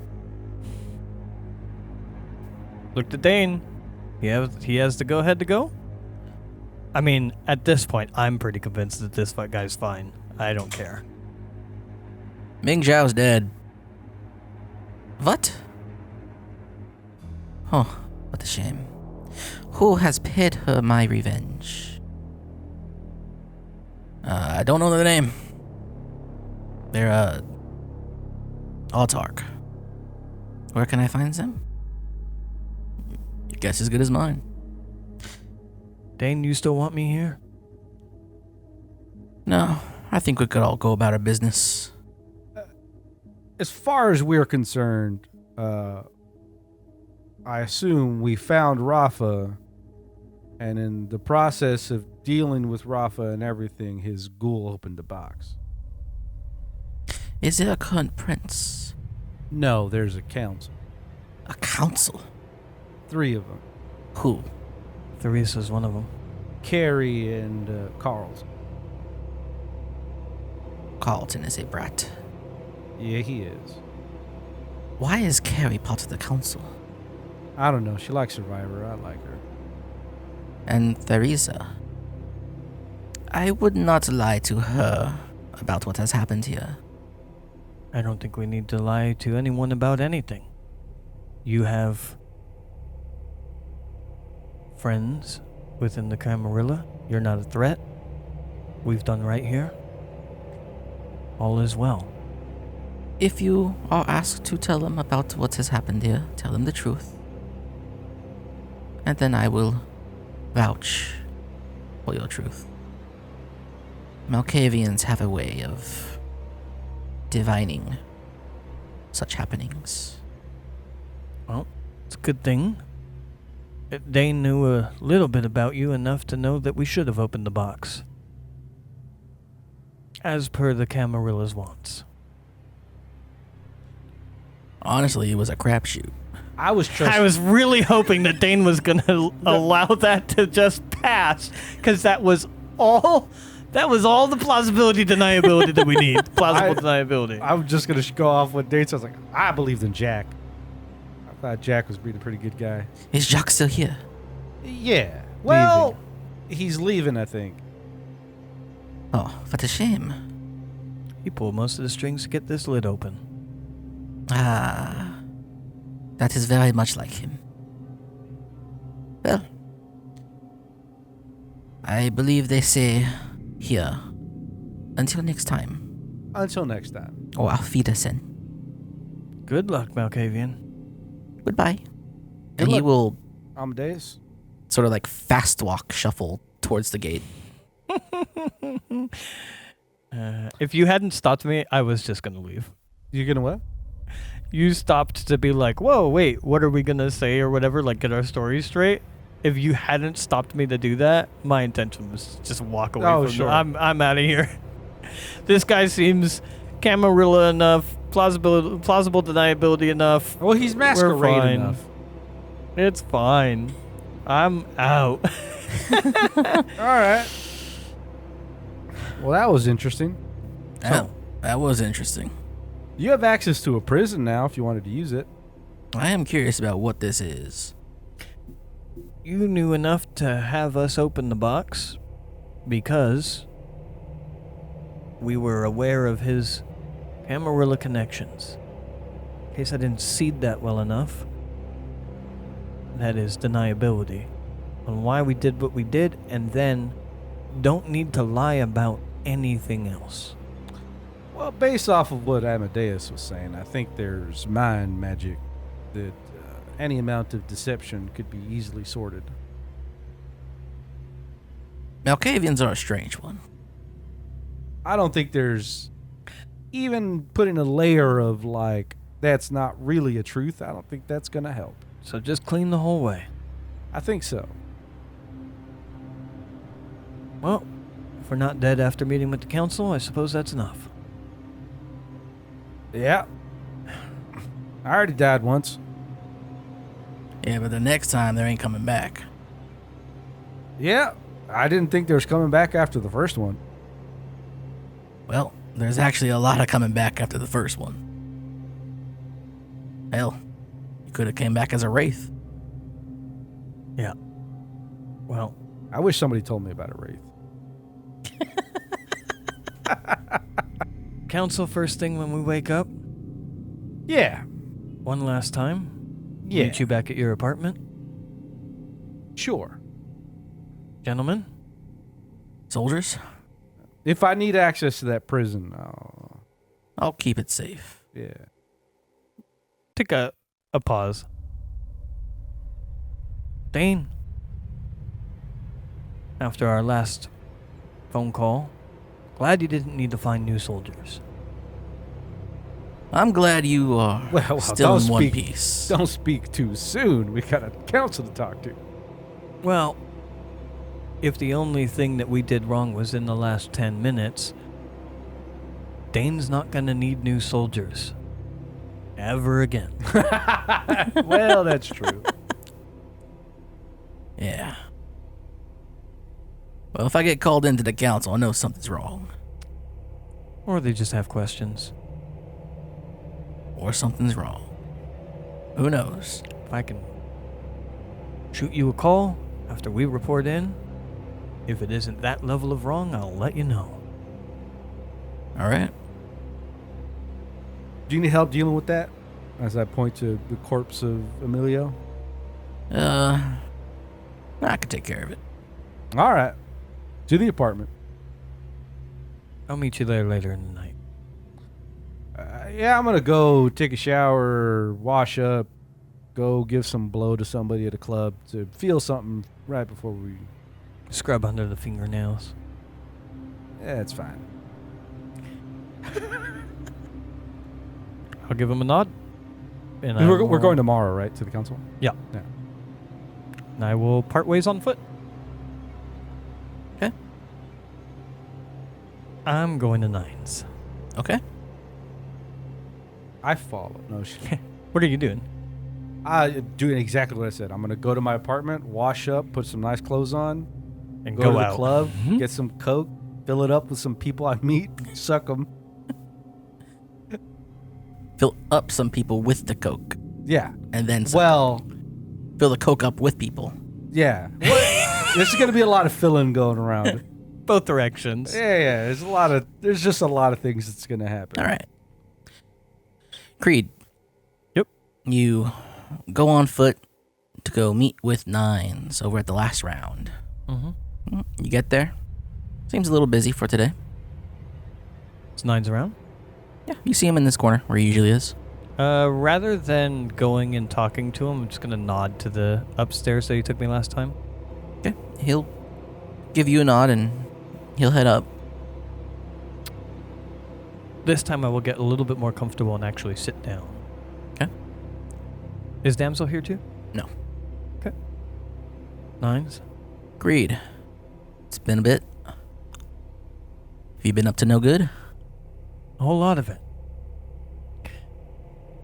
I had Rafa. No arms and legs, like we talked. But, Rafa booby-trapped himself. And Rafa doesn't exist anymore. What happened? He had something he hid inside himself. Gave me permission to retrieve it.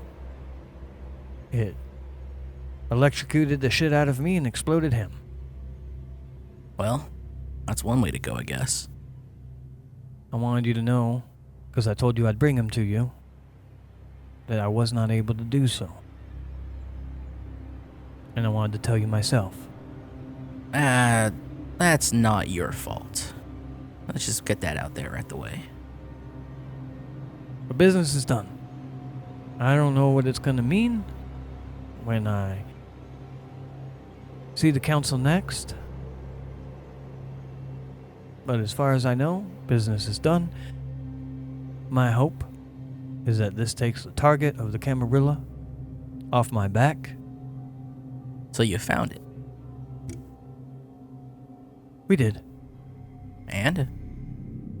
There was a kindred in there. Amadeus. Really? Gone missing for a while. Well, he's up now. What is he up to? Wherever he pleases. Couldn't rightfully say. Huh. Are you related to Jack at all? No, but he had plenty of involvement. That's Jack. Practically pulled the strings on the whole thing. We were more his grunts, I think, than we were Camarilla. Yeah. So was the last one. Wow. On that note, Anarchs. What about us? How would one move from the Camarilla to Anarchs? And we don't actually have to play that out. We can cut the conversation there, but this is Creed setting the seeds of getting fully involved in the Anarchs. It's perfect.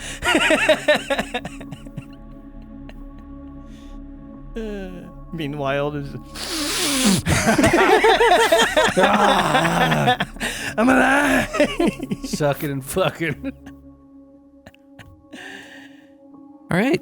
Do you guys want to do the council or? No, it's up to you. You can narrate it if you want. If you need us to roleplay, I don't know how eventful it would be. If it's eventful, we could play it. If it's like narration, it's fine. if it's narration worthy, sure. If you want us to show up and see how we handle ourselves in front of the council. Yeah, let's do it. I will later that night probably be the first one there, it sounds like, actually, because you're going to be partying after talking to Nines. But I will return to the apartment, as I said I would. Eventually meeting up with Greg. All right. In the next waking. And crash out for the next waking. Okay. Guys, head on off to the council. Yep. Take Greg's car. Park it next to my bike. Is it still there? It is moved off to the side somewhere. Okay. Good to know. Ready? Brought your keys. What's that? You brought your keys. You know, All right. if we leave here, we part ways. I imagine so, unless the council has something. You guys enter the mansion. Get led up to the council room. And by luck, all 3 council members are here. We get brought into the room in front of them. Council.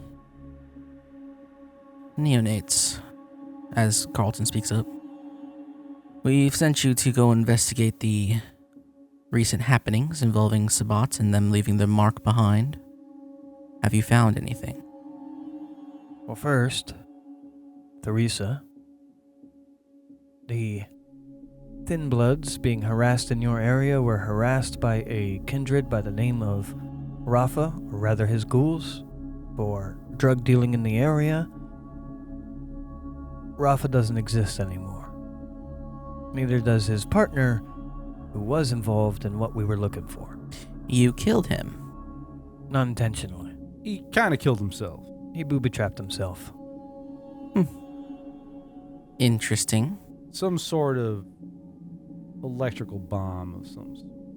He didn't want us moving without him on what was truly going on, which we did get to the bottom of, which we will give you all details of, but to not bury the lead, Amadeus was in a box. And that box was what everyone was looking for. Amadeus is now up and walking. She doesn't look too surprised. Carrie, who is fiddling with her fingers, her nails, fake nails, stops fiddling with them, and Carlton gives you a sort of wide-eyed gaze. Amadeus. Yeah. You found him? Yep. Mm-hmm. And he's awake. Yeah. and where did he go? Not Don't entirely rightfully sure. know. He wanted revenge in Chinatown, but that's been done for him. Did he mention anything else? He mentioned the belief in the Camarilla and The Masquerade and The the, Ivory Masquerade. Tower. he also mentioned a dislike for the Sabbat. Suppose that's good. Yes. He doesn't harbor any ill will to the Camarilla for what LaCroix has done. He was not a fan of LaCroix, but it seems like he believed him to be a usurper of sorts. Well, this might not be a problem yet. In detail, as it happened, Greg, and then you can exposition literally everything that happened in any way that you feel fit. Which could be, as we've agreed upon, as it happened. We've given pretty much the gist of everything. I don't know. We gave him the gist. My point was, we don't have to role play through it, but I was like, hey, to not bury the lead, here's the for sure, the highlights, for but sure. Details. I think the highlights were given enough for my idea of like potentially giving timeline stuff is like, if they ask questions about stuff, I'd answer then. Sure. Okay. It's been a long 3 days. Yeah. You've previously mentioned Dominic to them before you knew who he was, right? Yes. Well, we know. I think We mentioned the trench coat Sabbat. we mentioned the trench coat Sabbat. So Yeah. if they ask questions about that, I think overall the idea is that anything they ask, we would tell them. yeah. They'll ask you about Dominic. The trench coat man is Dominic fucking Pirog. Pierogi. Prague. Pirog. Prague. Is Killian here? No. He didn't say so, but I think he's got business from out east. He's over here trying to find that box. Carlton, look, you met with him, Well, he sort of met with us. and he let you live. He did. He wanted the box. He was watching us and wanted us to make moves on it. He saw us sniffing it out and just kind of let it happen. Think he wanted to snatch it out at the end, but he did not. He'll get up from his chair and start yelling. And you did not come to speak to this with us? It was all kind of happening. This was in the middle of it. We were in the process of moving Rafa from where we found him to a safer location when all that happened, and we still needed to move to a safer location, and then If we could have spared time, or thought it would be safe to come to you, we would have. He he's one of them shadow. looks super angry still, and he's starting to shout at you. And you had no idea, and then Theresa looks in his direction and says, "Silence." And he kind of just, I'm sorry, I'm trying to remember what's the Dune thing? The Al Gaib or whatever? the whispers. Yeah. These are Al Gaib. And where did this Dominic go? Into the shadows. Into the shadows. He's one of those... La Sombra. The Sombra. La Sombra. Well, having someone around here like him could be a problem. Didn't seem like something me and Greg could face. No, he would have definitely killed you if he tried anything. And it seemed like we had to move fast to get that box before he could move on us again. He gave us a sense of paranoia that things had to be moving quickly. As long as he did not get the box himself, He did not. I believe he did the correct thing. However, any warning would have been nice. Next time. Of course. Do I have direct contact with any of you? There are plenty of people who do. You could have always reached out to Dane. Ah, yes. Well, Dane's aware now of the situation. I assume so. About that target on our back, proving ourselves. Carlton kind of glares at you. Before you can speak, Theresa will speak up again. Oh, I think you've proved yourselves quite well. You need not worry having a death sentence looming over you until you do something quite improper. I understand the purpose of the masquerade. I would have it upheld. Good. Now, we don't need you here for very much longer. You can go on your way before Carlton here decides to explode again. All right. I will just take that leave, counsel, and walk away. I don't want to be here. Part of me wants to rat out Killian, but I also had the thought I'm not going to. yeah, I'm not going to. You hear Carlton as you guys open the door and leave. You insolent silence! Malkavians. Alright. You guys leave the council chambers. All right. Well, we're not dead. Also, not giving new orders. I'm sure they'll come. Will you enjoy your Anarch life? I will squint my eyes. Sure. I might come calling later. I'll get into my car. Till next time, Greg. Till next time. I will get on my bike. And I will go back to my clubhouse to start ghouling people. Probably not right away. But it is what I'm going to be doing. And Greg? As much as I can, will just go back to my existence of making friends with rich people at clubs and somehow getting jobs, but this time night jobs, and just sucking, fucking, and coking. You know what I'm saying? My plan is to get back involved with the clubhouse, but also make friends with the Anarchs and properly do whatever it is that me and Nines had talked about, but also a relative level of ghouling my... Not everyone, but ghouling out my... I'm taking over the Viper Kings is what's happening. Yeah. Yeah. Stevens can remain the figurehead? Probably the first ghoul. Creed goes and becomes a warlord. Greg goes and becomes a lush. Yeah. Which is the actual term for people who get their victims high before drinking them. Yeah, that sounds about right. That sounds about what... That sounds like everything that Yep. is fucking Greg's existence. Okay. I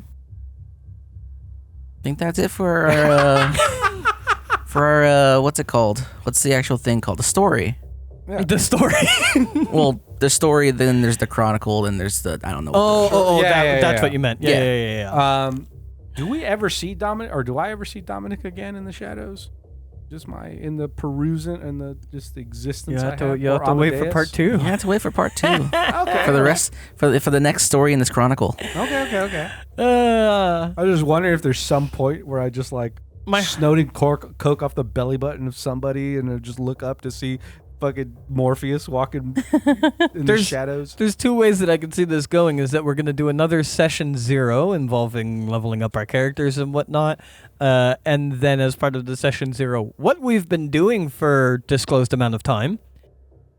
And we get to describe those things until something comes up. Or Gray can just be like, it's tomorrow. Go ahead and give yourselves 3 XP. Sweet. And then give yourselves 3 willpower. And that's a different bar. The boxes. Yeah, the boxes. But I can go over the dots. I'm fairly certain you can. Okay. I think the starting willpower is just your initial willpower. Yeah. Well, there is a max versus current. Oh yeah, that is true, huh? I don't You can't think go past your willpower rating. Yeah. Oh, okay. I would assume. Yeah, that's what I was double checking or trying to double check. If I was thrown blindly into running this, that's what I would assume is the rule. I'm gonna immediately just give myself some athletics. Mhm. I don't have any, and I'm a dex-based guy. I love that, and I'm honestly super excited for the Take the Damage episode of this because it's honestly, I think it's gonna be, at least from me and Gray, just absolutely glazing over the system. Mm-hmm. I think it was great. I do feel back to like Kids on Bikes where it's like, I don't know how many stories I personally would have to tell in it, but I had a great time running it or playing in it.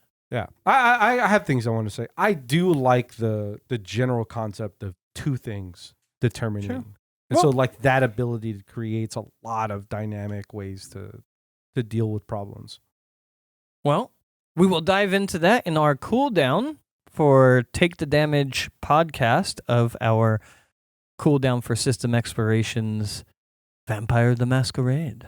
Yeah, good shit, dude. Yeah, Fun. man. I had a great time. And also a very fun story. It was great. The cram session I had to do to actually 2 cram sessions, one for the rules and one for the meta plot lore of LA by Night. Yeah. So, and then I threw half of it away and just said, "This is Vampires Bloodlines 2." Yeah, Yeah. I had mentioned this to you earlier, where I was like, hey, your ability to make like a breathing world, like a living world, Oh, it's regardless great. of how much you based it off of something, it translated very well. It's my favorite way to run a game. Well, we will get into all of that Mhm. in the cooldown. All But right. for now, thank you anybody who listened. Like, subscribe, hit bells, links in the description, and we will see you for next week, our Take the Damage podcast cooldown for Vampire. Tweet. Bye. Bye.